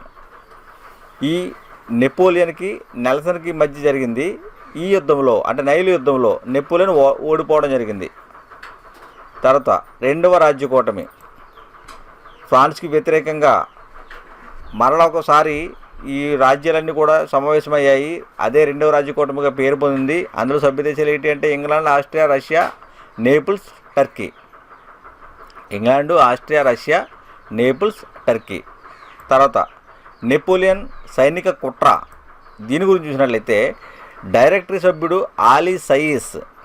డైరెక్టరీలో ఎంతమంది సభ్యులు? 5. ఈ 5లో ఒక సభ్యుడి పేరు ఆలీ సయీస్. ఈయనతో కలిశాడు నెపోలియన్. కలిసి కుట్ర చేసి డైరెక్టరీని రద్దు చేసి రాజ్యాంగాన్ని కూడా రద్దు చేసి ఇప్పుడు 1799లో డైరెక్టరీని రాజ్యాంగాన్ని రద్దు చేయడం జరిగింది. కాన్సలేట్ అనే పేరుతో కొత్త రాజ్యాంగాన్ని ఏర్పాటు చేశాడు. నెపోలియన్ కాన్సలేట్ అనే పేరుతో కొత్త రాజ్యాంగం ఏర్పాటు చేయడం జరిగింది. ఇందులో శాసనసభ, సెనెట్ ఉంటాయి. ఈ కాన్సలేట్తో శాసనసభ ఉంటుంది, సెనెట్ ఉంటుంది. కార్యనిర్వహణ అధికారం ముగ్గురు కన్సల్స్ చేతిలో ఉంటుంది. కార్యనిర్వహణ అధికారం ఎవరి చేతిలో ఉంటుందంటే ముగ్గురు కన్సల్స్ చేతిలో ఉంటుంది. వీరిలో ఒకరు ప్రథమ కన్సల్స్ అయితే మిగిలిన ఇద్దరు కూడా కన్సల్స్ అని పిలువబడతారు. ఈ ప్రథమ కన్సల్గా నెపోలియన్ ఉన్నాడు. నెపోలియన్ ప్రథమ కన్సల్గా ఉన్నాడు. మొదట 10 సంవత్సరాల కన్సల్గా ప్రకటించుకున్నాడు. 1802లో జీవితకాలము కన్సల్గా ప్రకటించుకోవడం జరిగింది. తర్వాత 1804 సంవత్సరంలో ఫ్రాన్స్ చక్రవర్తిగా ప్రకటించుకున్నాడు నెపోలియన్. 1804లో ఫ్రాన్స్ చక్రవర్తిగా నెపోలియన్ ప్రకటించుకున్నాడు. ఫ్రాన్స్లో ఏక వ్యక్తి పరిపాలన అనేది ప్రారంభమైంది. ఫ్రాన్స్ తుమ్మితే ఐరోపాకు జలుబు చేస్తుందనే నానుడి కూడా ఇక్కడ. నమస్కారం ఫ్రెండ్స్, ఈరోజు మనం నెపోలియన్ గురించి కొన్ని విషయాలు నేర్చుకుందాం. ఈ యొక్క పాయింట్స్ అన్నీ కూడా టెక్స్ట్ బుక్స్ని ఆధారం చేసుకుని ఎక్స్ప్లెయిన్ చేయడం జరుగుతుంది. ఈ యొక్క వీడియో నచ్చితే లైక్ చేయండి, షేర్ చేయండి, సబ్స్క్రైబ్ చేసుకోండి. ఫ్రెండ్స్, మీరు చూస్తున్నారు Kings DSC YouTube channel. Lesson చూసినట్లయితే నెపోలియన్. ఈ నెపోలియన్ జీవితానికి సంబంధించి కొన్ని విషయాలు నేర్చుకుందాం. ఇక్కడ ఈ నెపోలియన్ ఎప్పుడు జన్మించాడంటే 1769 ఆగస్టు 15 జన్మించడం జరిగింది. నెపోలియన్ జన్మం ఎప్పుడు అంటే 1769 ఆగస్టు 15. ఈయన ఎక్కడ పుట్టాడు అంటే కార్సికా దీవిలోని అజాషియో అనే పట్టణంలో పుట్టాడు. కార్సికా దీవిలోని అజాషియో అనే పట్టణంలో పుట్టడం జరిగింది. ఈ యొక్క జెనీవా నుంచి, అంటే కార్సికా అనేది జెనీవా ఆధీనంలో ఉంటూ ఉండేది. ఈ జెనీవా నుంచి కార్సికా దీవిని ఫ్రెంచ్ వారు కొనుక్కున్నారు. ఈ ఫ్రెంచ్ వారు కొనుక్కోవడం వల్ల నెపోలియన్ ఫ్రెంచ్ పౌరుడిగా అయ్యాడు. తర్వాత నెపోలియన్ తండ్రి చూసినట్లయితే చార్లెస్ బోనపార్టీ. ఈయన న్యాయవాది. నెపోలియన్ తండ్రి ఎవరు అంటే చార్లెస్ బోనపార్టీ. ఈయన న్యాయవాది. తల్లి లెటిజియో రోమలినో తల్లి. తర్వాత సోదరులు చూసినట్లయితే లూయి నెపోలియన్, జోసెఫ్, జెరోమ్, యుజీన్. వీరందరూ కూడా నెపోలియన్ యొక్క సోదరులు. మరొకసారి లూయి నెపోలియన్, జోసెఫ్, జెరోమ్, యుజీన్, వీరు నెపోలియన్ సోదరులు. తర్వాత నెపోలియన్ భార్య, ఈమె గురించి చూసినట్లయితే ఈమె మేరియా లూసియా. నెపోలియన్ భార్య పేరు ఏంటి అంటే మేరియా లూసియా. ఈమె ఆస్ట్రియా రాకుమార్తె. నెపోలియన్ కుమారుడు రెండవ నెపోలియన్.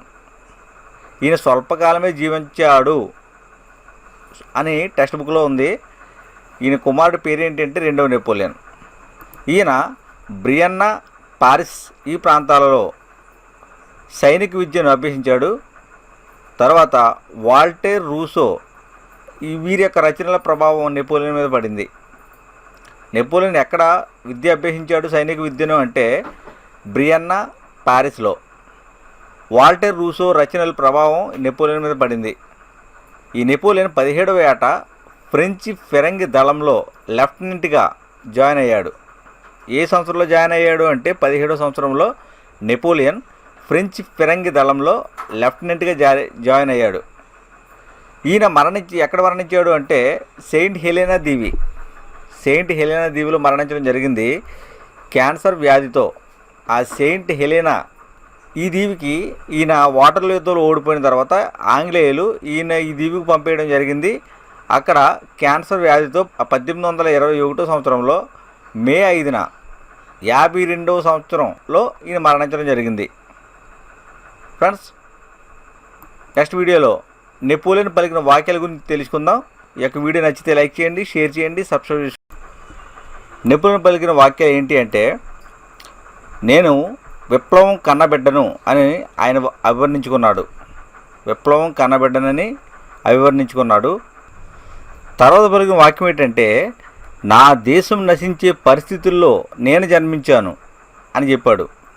నెపోలియన్ నా దేశం నశించే పరిస్థితుల్లో నేను జన్మించాను అని పేర్కొన్నాడు. తర్వాత ఫ్రెంచి కిరీటం నేల మీద పడి ఉండగా చూశాను, నేను నా కరవాలంతో దాన్ని పైకెత్తాను అని పేర్కొన్నాడు. ఫ్రెంచ్ కిరీటం నేల మీద పడి ఉండగా చూశాను. నేను నా కరవాలంతో దాన్ని పైకెత్తాను అని పేర్కోవడం జరిగింది.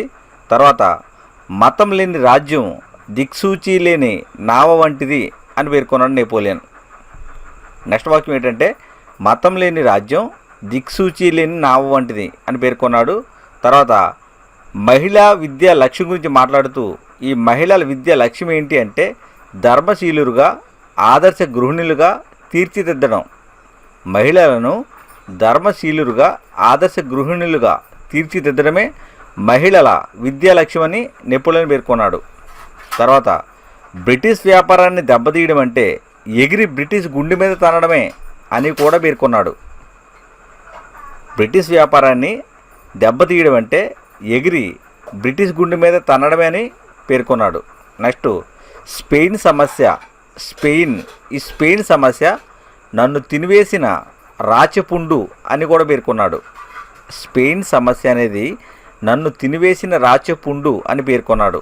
తర్వాత మహాసైన్యాల వెంట భగవంతుడు నడుస్తాడు. ఇది ఎప్పుడు పలికాడంటే రష్యా మీద యుద్ధానికి వెళ్ళే సమయంలో పలకడం జరిగింది. మహాసైన్యాల వెంట భగవంతుడు నడుస్తాడు అని ప్రకటించాడు. తర్వాత అదే యుద్ధంలో అంటే రష్యా మీదకి వెళ్ళే యుద్ధంలో పేర్కొన్న మరొక వాక్యం ఏంటంటే స్వల్ప సైన్యంతో వెళితే యుద్ధంలో మనమే ఓడిపోతాం, బృహత్ సైన్యాలతో వెళితే ఆకలి మనల్ని ఓడిస్తుంది అని పేర్కొన్నాడు. స్వల్ప సైన్యంతో వెళితే యుద్ధంలో మనమే ఓడిపోతాం, బృహత్ సైన్యాలతో వెళితే ఆకలి మనల్ని ఓడిస్తుంది అని నెపోలియన్ రష్యా మీదకు యుద్ధానికి వెళ్ళే సమయంలో పేర్కోవడం జరిగింది. తర్వాత లియోస్ బ్లాయ్, ఈయన చరిత్రకారుడు. లియోస్ బ్లాయ్ అనే ఆయన చరిత్రకారుడు. ఈయన నెపోలియన్ గురించి ఏం పేర్కొన్నాడంటే వెలుగు నీడల నెపోలియన్ని చీకట్లో దేవుడు అని వర్ణించాడు. వెలుగు నీడల నెపోలియన్ని చీకట్లో దేవుడు అని ఎవరు వర్ణించారు అంటే లియోస్ బ్లాయ్. ఈ లియోస్ బ్లాయ్ అనే ఆయన చరిత్రకారుడు. ఇది ఫ్రెండ్స్ నెపోలియన్ పలికిన వాక్యాల గురించి నేర్చుకున్నాం. నెపోలియన్ గురించిన యొక్క సందులు యుద్ధాలు వీటి గురించి నేర్చుకుందాం. ఈ యుద్ధాల గురించి చూసినట్లయితే నెపోలియన్ ఆస్ట్రియాతో ప్రాముఖ్యంగా 5 యుద్ధాలు చేసి ఆ 5 యుద్ధాలలో కూడా ఆస్ట్రియాను ఓడించడం జరిగింది.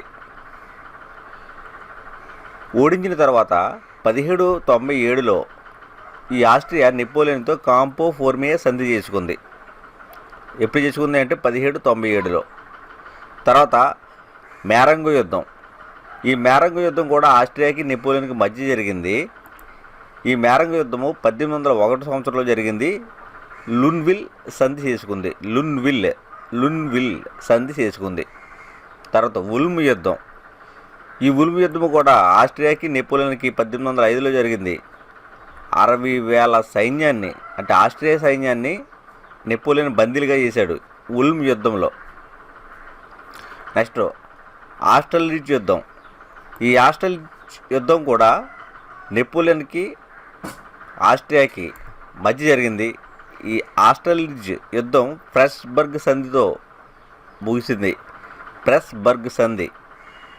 ముగిసింది. వెనిస్, టైరోలు ఆస్ట్రియా ఫ్రాన్స్ ఇచ్చివేయడం జరిగింది. నెపోలియన్ ఇటలీ రాజుగా ఈ ఆస్ట్రలిడ్జ్ యుద్ధంలో గుర్తింపబడ్డాడు. ఈ ఆస్ట్రలిడ్జ్ యుద్ధం తర్వాత నెపోలియన్ ఇటలీ రాజుగా గుర్తింపబడ్డాడు. తర్వాత పిరమిడ్ల యుద్ధం. ఈ పిరమిడ్ల యుద్ధం గురించి చూసినట్లయితే ఇది 1789 జూలైలో జరిగింది. నెపోలియన్కి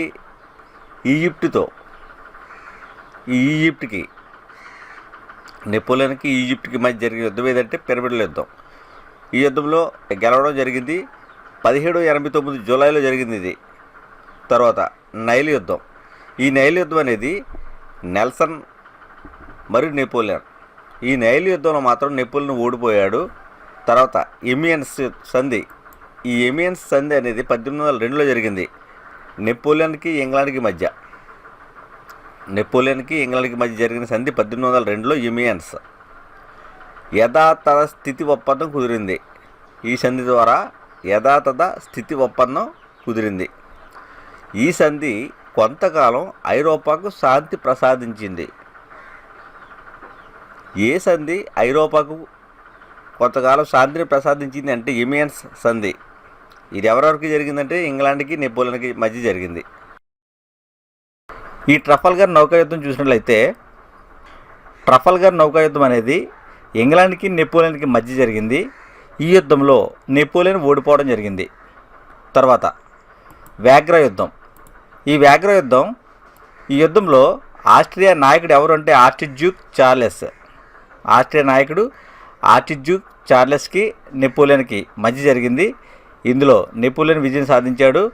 ఆస్ట్రియా నెపోలియన్తో వియన్నా సంధి చేసుకుంది. ఆ వియన్నా సంధి చేసుకున్న తర్వాత ఈ ఆస్ట్రియా రాకుమార్తె మేరియా లూసియా ఈమెను నెపోలియన్ వివాహం చేసుకున్నాడు వ్యాగ్రా యుద్ధం తర్వాత. ఇలా ఆస్ట్రియాతో నెపోలియన్ 5 యుద్ధాలు చేశాడని చెప్పి తెలుసుకున్నాం. తర్వాత పిరమిడ్ల యుద్ధం గురించి అయితే చర్చించుకున్నాం. నైల్ యుద్ధం గురించి కూడా చెప్పుకోవడం జరిగింది. ఇప్పుడు ఎమియన్స్ సంధి, ఈ ఎమియన్స్ సంధి కూడా ఆల్రెడీ చెప్పుకోవడం జరిగింది. మరొకసారి చూద్దాం ఎమియన్స్ సంధి గురించి. ఈ ఎమియన్స్ సంధి 1802లో జరిగింది. ఎవరికి? నెపోలియన్కి ఇంగ్లాండ్కి మధ్య. ఇది యథాతథ స్థితి ఒప్పందం కుదిరింది. దీని ద్వారా ఈ ఎమియన్స్ సంధి కొంతకాలం ఐరోపాకి శాంతి ప్రసాదించింది. తర్వాత జీనా యుద్ధం. ఈ జీనా యుద్ధం నెపోలియన్కి ప్రష్యాకి మధ్య జరిగింది. తర్వాత ప్రష్యా రాజధాని బెర్లిన్, ఈ బెర్లిన్ను నెపోలియన్ ఆక్రమించాడు. ఈ జీనా యుద్ధం తర్వాత ప్రష్యా రాజధాని బెర్లిన్ను నెపోలియన్ ఆక్రమించడం జరిగింది.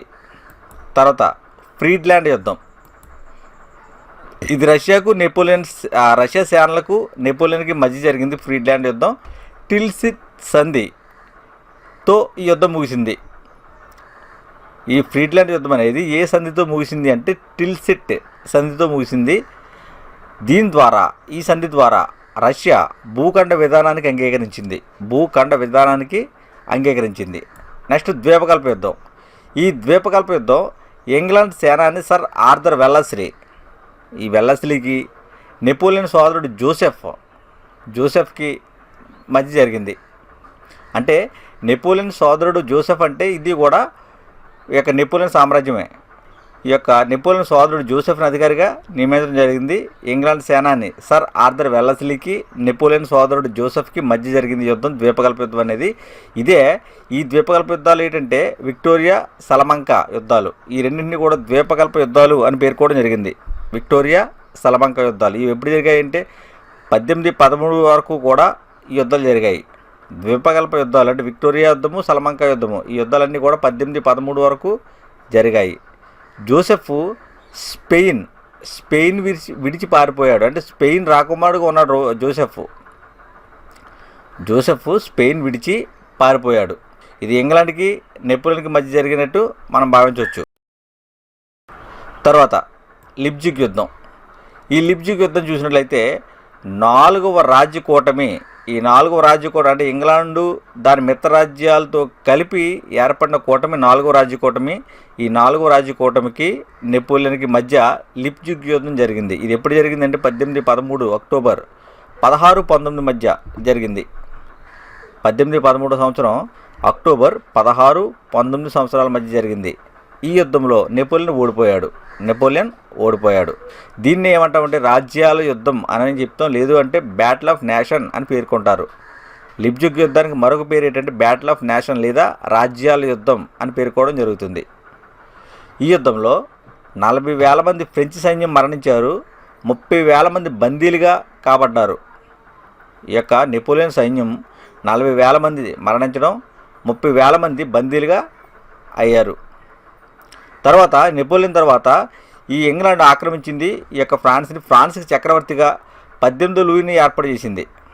ఈ 18వ లూయి ఎవరంటే 16వ లూయి సోదరుడు. ఫ్రాన్స్ చక్రవర్తిగా ఇంగ్లాండియన్ను నియమించిన తర్వాత 1814 ఏప్రిల్ నెలలో ఈయనను ఎల్బా దీవికి పంపింది. ఎవరిని? నెపోలియన్ని. ఈ నెపోలియన్ మీద గౌరవంతో ఆ ఎల్బా దీవి పాలకుడుగా ఇంగ్లాండ్ ఈయనను అక్కడ నియమించింది. అయితే అక్కడి నుంచి ఈయన తప్పించుకుని మరలా రావడం జరిగింది. తర్వాత ఎక్కడ ఏం చేశాడంటే ఎల్బా దీవి నుండి తప్పించుకుని నెపోలియన్ రావడం, దీనినే వాటర్లూ యుద్ధం అంటారు. ఇక్కడ ఎప్పుడు జరిగింది వాటర్లూ యుద్ధం అంటే 1815 జూన్ 18 జరిగింది. వాటర్లూ యుద్ధం ఎప్పుడు జరిగింది? 1815 జూన్ 18. అంటే ఎల్బా దీవి నుంచి నెపోలియన్ తప్పించుకుని వచ్చిన తర్వాత, వచ్చిన వెంటనే అప్పటికి ఫ్రాన్స్ను పరిపాలిస్తున్న 18 లూయి పారిపోయిన తర్వాత నెపోలియన్ ఫ్రాన్స్ని 100 రోజులు పరిపాలన చేశాడు. 100 రోజులు పరిపాలన చేసిన తర్వాత మరలా మిత్రరాజ్య కూటమి నెపోలియన్పై యుద్ధం ప్రకటించింది. అదే వాటర్లూ యుద్ధం. ఇది ఎప్పుడు జరిగింది? 1815 జూన్ 18 జరిగింది. మిత్రరాజ్య కూటమికి నాయకుడు ఎవరంటే డ్యూక్ ఆఫ్ వెల్లింగ్టన్. ఈయన ఏం ఆలోచించాడంటే, ఈ నెపోలియన్ మరలా తిరిగి వచ్చే ప్రమాదం ఉంది అని చెప్పేసి ఈయనను బ్రిటన్ అప్పటికే ఆక్రమించిన దీవులు కొన్ని ఉన్నాయి. ఆ దీవులలో హెలెనా దీవి అనేది ఈ యొక్క ఐరోపా ఖండానికి 6000 మైళ్ళ దూరంలో ఉంది. హెలెనా దీవి అనేది ఎన్ని వేల మైళ్ళు అంటే 6000 మైళ్ళ దూరంలో ఉంది. సముద్రంలో ఉన్న దీవి, అది ఒంటరి దీవి. దాని చుట్టుపక్కల ప్రాంతాలు ఏమీ లేవు, చుట్టూ సముద్రము, చిన్న దీవి. ఇది 60 చదరపు మైళ్ళ విస్తీర్ణంతో ఉంది ఈ హెలెనా దీవి అనేది. దీనిని బ్రిటిష్ ఆక్రమించి ఆ బ్రిటిష్ దీవిగా ఇది పిలువబడుతుంది. ఇందులో ఎంతమంది? 500 మంది యూరోపియన్లు, 300 మంది బానిసలు ఉన్నారు ఈ దీవిలో. అప్పుడు ఇది బ్రిటిష్ ఆక్రమిత దీవి. ఈ దీవిలో నెపోలియన్కు తనతో 3 అధికారులను, 1 డాక్టర్ను, 20 మంది సేవకులను ఉంచుకోవడానికి పర్మిషన్ ఇచ్చింది ఇంగ్లాండ్. ఈ దీవికి పంపిన తర్వాత, అంటే హెలెనా దీవికి పంపిన తర్వాత నెపోలియన్కు 3 అధికారులు, 1 డాక్టరు, 20 మంది సేవకులను ఉంచుకోవడానికి ఇంగ్లాండ్ పర్మిషన్ ఇచ్చింది. ఇటలీ జర్మనీ ఏకీకరణకు నాంది పలికిన వాడు ఎవరు అంటే నెపోలియన్. ఇటలీ జర్మనీ ఏకీకరణకు మొట్టమొదట నాంది పలికిన వాడు నెపోలియన్. ఈయన 1799లో డైరెక్టరీని పడగొట్టి కాన్సులేట్ని స్థాపించాడు. నెపోలియన్ 1799లో డైరెక్టరీని పడగొట్టి కాన్సులేట్ స్థాపన జరిగింది. ఈ ప్రథమ కాన్సులేట్ అనేది 1799 నుంచి 1804 వరకు కొనసాగింది. కాన్సులేట్గా నియమించబడిన తర్వాత ఎదుర్కొన్న మొట్టమొదటి సమస్య ఏది అంటే రెండవ రాజ్య కూటమిని ఎదుర్కోవడం. కాన్సులేట్గా నియమించబడిన తర్వాత నెపోలియన్ ఎదుర్కొన్న మొట్టమొదటి సమస్య ఏంటి అంటే రెండవ రాజ్య కూటమిని ఎదుర్కోవడం. తర్వాత ఈ నెపోలియన్ చక్రవర్తిగా చూసినట్లయితే 1804 నుంచి 1815 మధ్య చక్రవర్తిగా కొనసాగాడు. మొదట భాగంలో సుస్థిర పాలన నిర్మించాడు. మొట్టమొదటి భాగంలో సుస్థిర పాలన నిర్మించడం జరిగింది. రెండవ దశలో మాత్రం ఫ్రెంచి సామ్రాజ్యాన్ని ఐరోపా అంతటా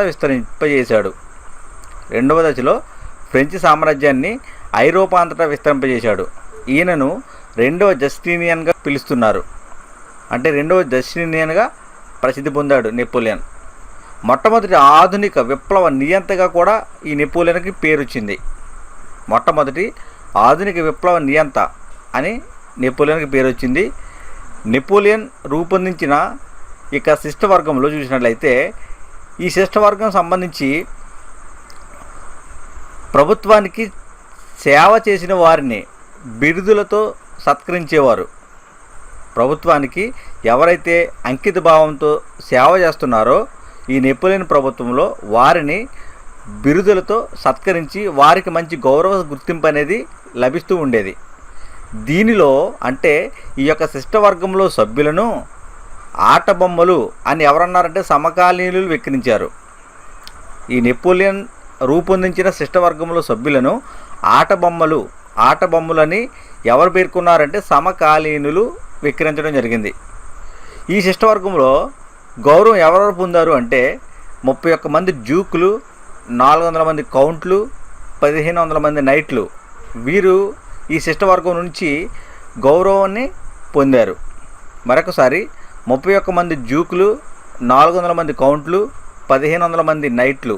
వీరు నెపోలియన్ శిష్టవర్గం నుంచి గౌరవం. ఈ నెపోలియన్ పరిపాలన చూసినట్లయితే ఈ నెపోలియన్ పరిపాలన సంబంధించి నెపోలియన్ రాష్ట్రాలను డిపార్ట్మెంట్లకి విభజించాడు. తన రాజ్యాన్ని రాష్ట్రాలు డిపార్ట్మెంట్లుగా విభజించడం జరిగింది. ఈ డిపార్ట్మెంట్లకి అధికారి ఎవరు ఉండేవారంటే ప్రిఫెక్ట్లు ఉండేవారు. డిపార్ట్మెంట్లకి అధికారి ఎవరు ఉండేవారంటే ప్రిఫెక్ట్లు. తర్వాత ఈ డిపార్ట్మెంట్లు మళ్ళీ తిరిగి అరౌండైజ్మెంట్లుగా విభజించారు. డిపార్ట్మెంట్లను తిరిగి అరౌండైజ్మెంట్లుగా విభజించడం జరిగింది. ఈ అరౌండైజ్మెంట్లకి అధికారి ఎవరు అంటే సబ్ ప్రిఫెక్ట్లు. 5,000 జనాభా కంటే ఎక్కువ జనాభా గల ప్రాంతాలలో అంటే నగరాలలో మేయర్లను నియమించి తొలగించే అధికారం నెపోలియన్ తన వద్ద పెట్టుకున్నాడు. ఏ ఏరియాలో అయితే 5,000 మంది జనాభా కంటే ఎక్కువ జీవించే నగరాలు ఉన్నాయో ఆ నగరాలను సంబంధించి మేయర్లను నియమించి తొలగించే అధికారం నెపోలియన్ తన దగ్గరే పెట్టుకున్నాడు. ఒకే రకమైన జాతీయ విద్యా విధానానికి నెపోలియన్ రూపకల్పన చేశాడు. ఒకే రకమైన జాతీయ విద్యా విధానానికి నెపోలియన్ రూపకల్పన చేశాడు. ప్యారిస్లో యూనివర్సిటీని స్థాపించాడు. అదేవిధంగా ప్యారిస్లో శిక్షణ ఆలయాన్ని కూడా స్థాపించడం జరిగింది. సైన్యం కదలడానికి అంటే సైన్య కదలికల కోసం 229 రహదారులు నిర్మించారు.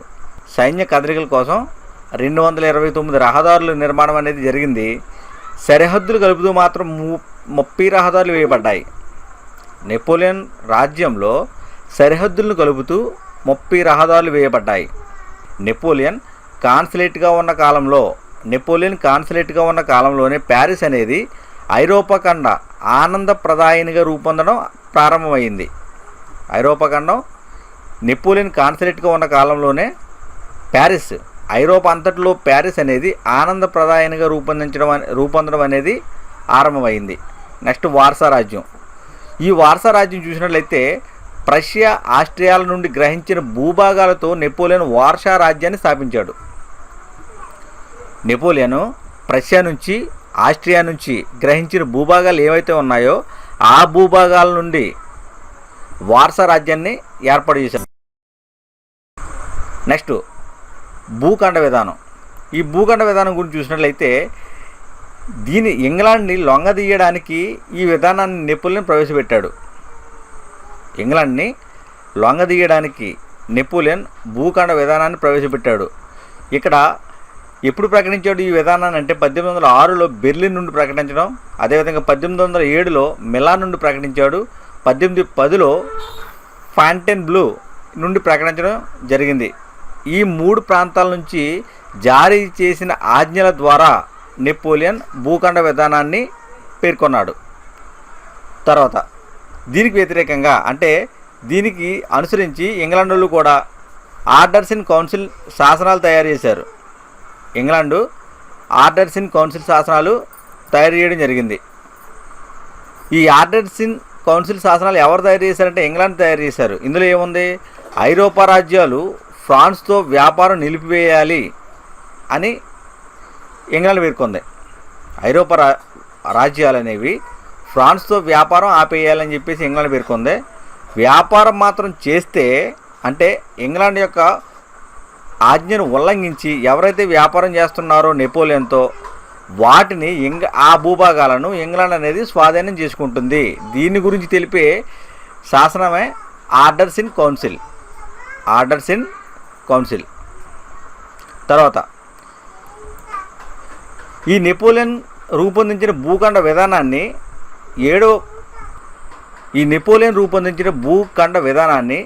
పోప్ 7వ పయస్ నిరాకరించాడు. ఎప్పుడైతే నిరాకరించాడో నెపోలియన్ వెంటనే అతన్ని బంధించి ఆయన భూములని కూడా స్వాధీనం చేసుకున్నాడు. ఈ విధంగా స్వాధీనం చేసుకోవడం వల్ల రోమన్ ప్రజలకు ఈ నెపోలియన్ మీద క్యాథలిక్లో పూర్తి వ్యతిరేకత అనేది ఏర్పడింది. అంటే పోప్ పయస్ భూములు ఎప్పుడైతే స్వాధీనం చేసుకున్నాడో నెపోలియన్, ఆ స్వాధీనం చేసుకున్న వెంటనే ఆ రోమన్ ప్రజలందరికీ కూడా నెపోలియన్ మీద వ్యతిరేకత అనేది ప్రారంభమైంది. ఈ విధానాలు ఖండానికి అంతటకు విస్తరించడం వల్ల దీనిని ఏమన్నామంటే భూఖండ విధానం అని పేర్కోవడం జరిగింది. రాజ్యకూటములు. ఇక్కడ నెపోలియన్ ఓడించడానికి ముఖ్యంగా 4 రాజ్యకూటములు ఏర్పడ్డాయి. అవి మొదటి రాజ్యకూటమి, రెండవ రాజ్యకూటమి, మూడవ రాజ్యకూటమి, 4వ రాజ్యకూటమి. ఇందులో ముఖ్యంగా మనం నేర్చుకోవాల్సింది ఏంటంటే మొదటి రాజ్యకూటంలో ఉన్న దేశాలు ఏంటి, లేదా రెండవ రాజ్యకూటంలో ఉన్న దేశాలు, అదేవిధంగా మూడవ రాజ్యకూటంలో ఉన్న దేశాలు, తర్వాత నాలుగవ రాజ్యకూటంలో ఉన్న దేశాలు, వీటి గురించి తెలుసుకుందాం. మొదటి రాజ్యకూటంలో ఉన్న దేశాల గురించి చూసినట్లయితే England, Austria, Prussia, Spain, Holland, Sardinia. మొదటి రాజ్యకూటంలో ఉన్న దేశాలు ఏంటంటే England, Austria, Prussia, Spain, Holland, Sardinia. అదేవిధంగా రెండవ రాజ్యకూటంలో ఉన్న దేశాలు ఏంటి అంటే ఇంగ్లాండు, ఆస్ట్రియా, రష్యా. ఈ రష్యా మాత్రం రెండవ రాజ్యకూటంలో రష్యా విరమించుకుంది. తర్వాత నేపుల్స్, టర్కీ. ఇవి దేశాలు రెండవ రాజ్యకూటంలో దేశాలు ఇవి. England, Austria, Russia, Naples, Turkey. తర్వాత మూడవ రాజ్యకూటంలో దేశాలు ఏంటంటే ఇంగ్లాండు, ఆస్ట్రియా, రష్యా, నేపుల్స్. ఈ నేపుల్స్ పాలకుడు ఎవరంటే జోసెఫ్. అంటే నెపోలియన్ ఈ నేపుల్స్ని మీద యుద్ధం ప్రకటించి ఆ యొక్క రాజ్యాన్ని తన సోదరుడైన జోసెఫ్కి అప్పగించడం జరిగింది. కాబట్టి జోసెఫ్ పాలకుడిగా పేర్కోవడం జరిగింది. నేపుల్స్, తర్వాత స్వీడన్, తర్వాత ప్రష్యా మాత్రం మూడవ రాజ్యకూటంలో ప్రష్యా తటస్థ వైఖరి అవలంబించింది. మూడవ రాజ్యకూటంలో ప్రష్యా తటస్థ వైఖరి అవలంబించింది. ఇక్కడ దీని నుండి ఈ ప్రష్యా నుండి వెస్ట్ఫేలియా ఏర్పడింది. అంటే ప్రష్యా భూభాగం నుండి ఏర్పడినది ప్రాంతం ఏది అంటే వెస్ట్ఫేలియా. దీని పాలకుడు జెరోమ్. మనం నెపోలియన్ సోదరులు ఏ ప్రాంతాలు అంటే నెపోలియన్ జయించిన ప్రాంతాలను నెపోలియన్ ఏం చేశాడంటే తన సోదరుల ఆధీనంలో పెట్టడం జరిగింది. ఆ ప్రాంతాలు ఏంటని మనం చూసినట్లయితే ఇక్కడ నెపోలియన్ సంబంధించి సోదరులు లూయి నెపోలియన్ హాలండ్ రాజుగా ఉన్నాడు. తర్వాత జోసెఫ్ ఈయన నేపుల్స్ పాలకుడిగా ఉన్నాడు. అదేవిధంగా తర్వాత కాలంలో స్పెయిన్ పాలకుడిగా ఉన్నాడు. జెరోమ్ వెస్ట్ఫేలియా పాలకుడిగా. ఇది ప్రష్యా నుండి ఏర్పాటు చేయబడింది. వెస్ట్ఫేలియా అనేది ప్రష్యా నుండి ఏర్పడింది. ఈ ప్రాంతానికి అంటే వెస్ట్ఫేలియా ప్రాంతానికి ఎవరు అధికారి అంటే జెరోమ్. తర్వాత యుజిన్ ఇతరేమో ఇటలీ పాలకుడు. వీళ్ళందరూ కూడా నలుగురు కూడా నెపోలియన్ సోదరులు. అంటే నెపోలియన్ జయించిన ప్రాంతాలను ఆ ప్రాంతాల మీద అధికారులుగా నెపోలియన్ ఏం చేశాడు తన సోదరులు నియమించడం జరిగింది. తర్వాత ఈ నాలుగు రాజ్యకూటంలో దేశాలు ఏంటి అంటే England, Austria, Russia, Prussia. England, Austria, Russia, Prussia. ఈ నాలుగు రాజ్యకూటములు కూడా నెపోలియన్ను ఓడించడానికి ఏర్పడిన కూటమి. నెపోలియన్ను వ్యతిరేకించడానికి అంటే ఆయన మీద యుద్ధానికి వెళ్ళడానికి 2, 3, 4 ఈ యొక్క రాజ్యకూటములు మాత్రం ఎక్కువ ప్రయత్నం చేశాయి. రెండవ రాజ్యకూటమి, మూడవ రాజ్యకూటమి, నాలుగవ రాజ్యకూటమి ఇవి ఎక్కువ ప్రయత్నం చేశాయి. తర్వాత 1801లో నెపోలియన్ ఏం చేశాడంటే జాతీయ బ్యాంక్ని ఏర్పాటు చేశాడు. 1801లో జాతీయ బ్యాంక్ ఏర్పాటు చేసి అస్సీనా అనే కాగిత ద్రవ్యాన్ని రద్దు చేశాడు. అప్పటి వరకు కూడా అస్సీనా అనే కాగిత ద్రవ్యం ఈ యొక్క ఫ్రాన్స్లో చలామణిలో ఉంటూ ఉండేది. ఈ అస్సీనా అనే కాగిత ద్రవ్యాన్ని నెపోలియన్ ఏం చేశాడంటే రద్దు చేశాడు. తర్వాత భారత్లో ఫ్రెంచ్ వ్యాపారం అభివృద్ధి పరిచాడు. భారత్లో కూడా ఫ్రెంచ్ వ్యాపారం అభివృద్ధి పరిచాడు. చాలా ముఖ్యమైన పాయింట్ ఇది. ఈ క్రింది అంశాలలో భారత్లో ఫ్రెంచ్ వ్యాపారాన్ని అభివృద్ధి పరిచిన చక్రవర్తి ఎవరు అంటే తర్వాత కాంకర్ డేట్. ఈ కాంకర్ డేట్ అనేది మరి ముఖ్యంగా నెపోలియన్ పోప్ 7వ పయస్తో 1801లో కుదుర్చుకున్న రాజీ. దీన్నే కాంకర్ డేట్ అంటారు. కాంకర్ డేట్ అంటే ఏంటంటే నెపోలియన్ పోప్ 7వ పయస్తో 1801 సంవత్సరంలో కుదుర్చుకున్న రాజీనే కాంకర్ డేట్ అంటారు. అలా ఈ కాంకర్ డేట్లో ఏముందంటే మతాధికారుల పేర్లు నెపోలియన్ సూచిస్తూ ఉంటాడు. మతాధికారుల పేర్లను నెపోలియన్ సూచిస్తూ ఉంటాడు. వారినే పోపు నియమించే విధానాన్నే కాంకర్ డేట్ అంటాం. అంటే ఎవరినైతే ఈ నెపోలియన్ ప్రపోజ్ చేశాడో వారిని పోప్ ఏం చేస్తూ ఉంటాడంటే అధికారిగా నియమించడం జరుగుతుంది, మతాధికారులుగా. దాన్నే కాంకర్ డేట్ అంటారు. అధికార మతంగా క్యాథలిక్ మతం గుర్తించడం జరిగింది. అధికార మతంగా ఏ మతాన్ని గుర్తించారంటే క్రైస్తవ మతంలో క్యాథలిక్ అనే మతాన్ని గుర్తించారు. మొట్టమొదటి ఆధునిక న్యాయ స్మృతిగా నెపోలియన్ న్యాయస్మృతి ప్రసిద్ధి పొందింది. మొట్టమొదటి ఆధునిక న్యాయస్మృతి అని ఎవరి న్యాయస్మృతిని పేర్కొంటామంటే నెపోలియన్ న్యాయస్మృతిని పేర్కోవడం జరుగుతుంది. మొట్టమొదటి ఆధునిక న్యాయస్మృతి నెపోలియన్. తర్వాత వియన్నా సమావేశం. ఈ వియన్నా అనేది ఎక్కడ ఉందంటే ఆస్ట్రియా ప్రాంత రాజధాని వియన్నా. ఇక్కడ ఈ సమావేశానికి నాయకత్వం వహించింది ఎవరంటే మెటర్నిక్. ఈ మెటర్నిక్ నాయకత్వం వహించాడు. ఇతను ఆస్ట్రియా ప్రధాని. వియన్నా సమావేశానికి నాయకత్వం ఎవరు వహించారు అంటే మెటర్నిక్. ఈయన ఆస్ట్రియా ప్రధానమంత్రి. ఆస్ట్రియా యొక్క ప్రధానమంత్రి. మెటర్నిక్ తన పలికిన వాక్యం ఏంటంటే, రాచరిక నిరంకుశత్వాన్ని పునఃప్రతిష్ఠించడానికి జన్మించిన భగవంతుని సేవకునిగా తనను తాను వర్ణించుకున్నాడు. రాచరిక నిరంకుశత్వం పునఃప్రతిష్ఠించడానికి జన్మించిన భగవంతుని సేనాని అని తనను తాను వర్ణించుకున్నాడు ఈ మెటర్నిక్. తర్వాత ఈ వియన్నా సమావేశంలో పాల్గొన్న దేశాలు ఏంటి, పాల్గొన్న వ్యక్తులు ఎవరు అని మనం ఆలోచిస్తే, ఈ సమావేశంలో రష్యా జార్ 1వ అలెగ్జాండర్ పాల్గొన్నాడు రష్యా నుంచి. అదేవిధంగా ప్రష్యా నుంచి 3వ ఫ్రెడరిక్ విలియం పాల్గొన్నాడు. ప్రష్యా నుంచి 3వ ఫ్రెడరిక్ విలియం, రష్యా నుంచి జార్ 1వ అలెగ్జాండర్ పాల్గొన్నాడు. ఇంగ్లాండ్ విదేశాంగ మంత్రి కాజెల్రీ ప్రభు, ఈయన ఇంగ్లాండ్ నుంచి పాల్గొనడం జరిగింది. అదేవిధంగా వాటర్లూ విజేత డ్యూక్ ఆఫ్ వెల్లింగ్టన్, ఈయన కూడా పాల్గొన్నాడు. తర్వాత ఫ్రెంచ్ విదేశాంగ మంత్రి టాలీరాండ్, ఈయన పాల్గొనడం జరిగింది. తర్వాత డెన్మార్క్, బవేరియా రాజులు, ఈ 2 ప్రాంతాలకు సంబంధించిన రాజులు. వీరితో పాటు Sweden, Portugal, Spain, Netherlands, Sardinia. Sweden, Portugal, Spain, Netherlands, Sardinia, దీనికి సంబంధించిన రాజ్యాల ప్రతినిధులు ఈ యొక్క వియన్నా సమావేశంలో పాల్గొనడం జరిగింది. ఈ వియన్నా సమావేశం ఫలితం ఏంటి అని మనం ఆలోచిస్తే, జర్మనీ 300 రాజ్యాలు ఉండేవి జర్మనీలో. ఈ 300 రాజ్యాలని కూడా సంలీనం చేసి కలిపేసి వీరు 38 రాజ్యాలుగా ఏర్పాటు చేశారు. మెటర్నిక్ నాయకత్వంలో జర్మనీలో ఉన్న 300 రాజ్యాలని కలిపి 38 రాజ్యాలుగా ఏర్పాటు చేయడం జరిగింది. ఇవన్నీ కూడా ఆస్ట్రియా ఆధీనంలో ఉంచారు. ఆస్ట్రియా యొక్క ఆధీనంలో ఉంచడం జరిగింది. ఈ సమావేశం ఫ్రెంచి విప్లవ భావాలు పాతిపెట్టే ప్రయత్నం చేసింది. ఏ సమావేశం? వియన్నా సమావేశం. వియన్నా సమావేశం అనేది ఫ్రెంచి విప్లవ భావాలను పాతిపెట్టే ప్రయత్నం చేసింది. కాబట్టే 1830 జూలై విప్లవం 1848 ఫిబ్రవరి విప్లవానికి దారితీసింది. 1830 జూలై విప్లవము 1848 ఫిబ్రవరి విప్లవానికి దారితీయడం జరిగింది. ఇది ఫ్రెండ్స్, ఈ యొక్క వీడియో నచ్చితే లైక్ చేయండి, షేర్ చేయండి, సబ్స్క్రైబ్ చేసుకోండి. Thank you.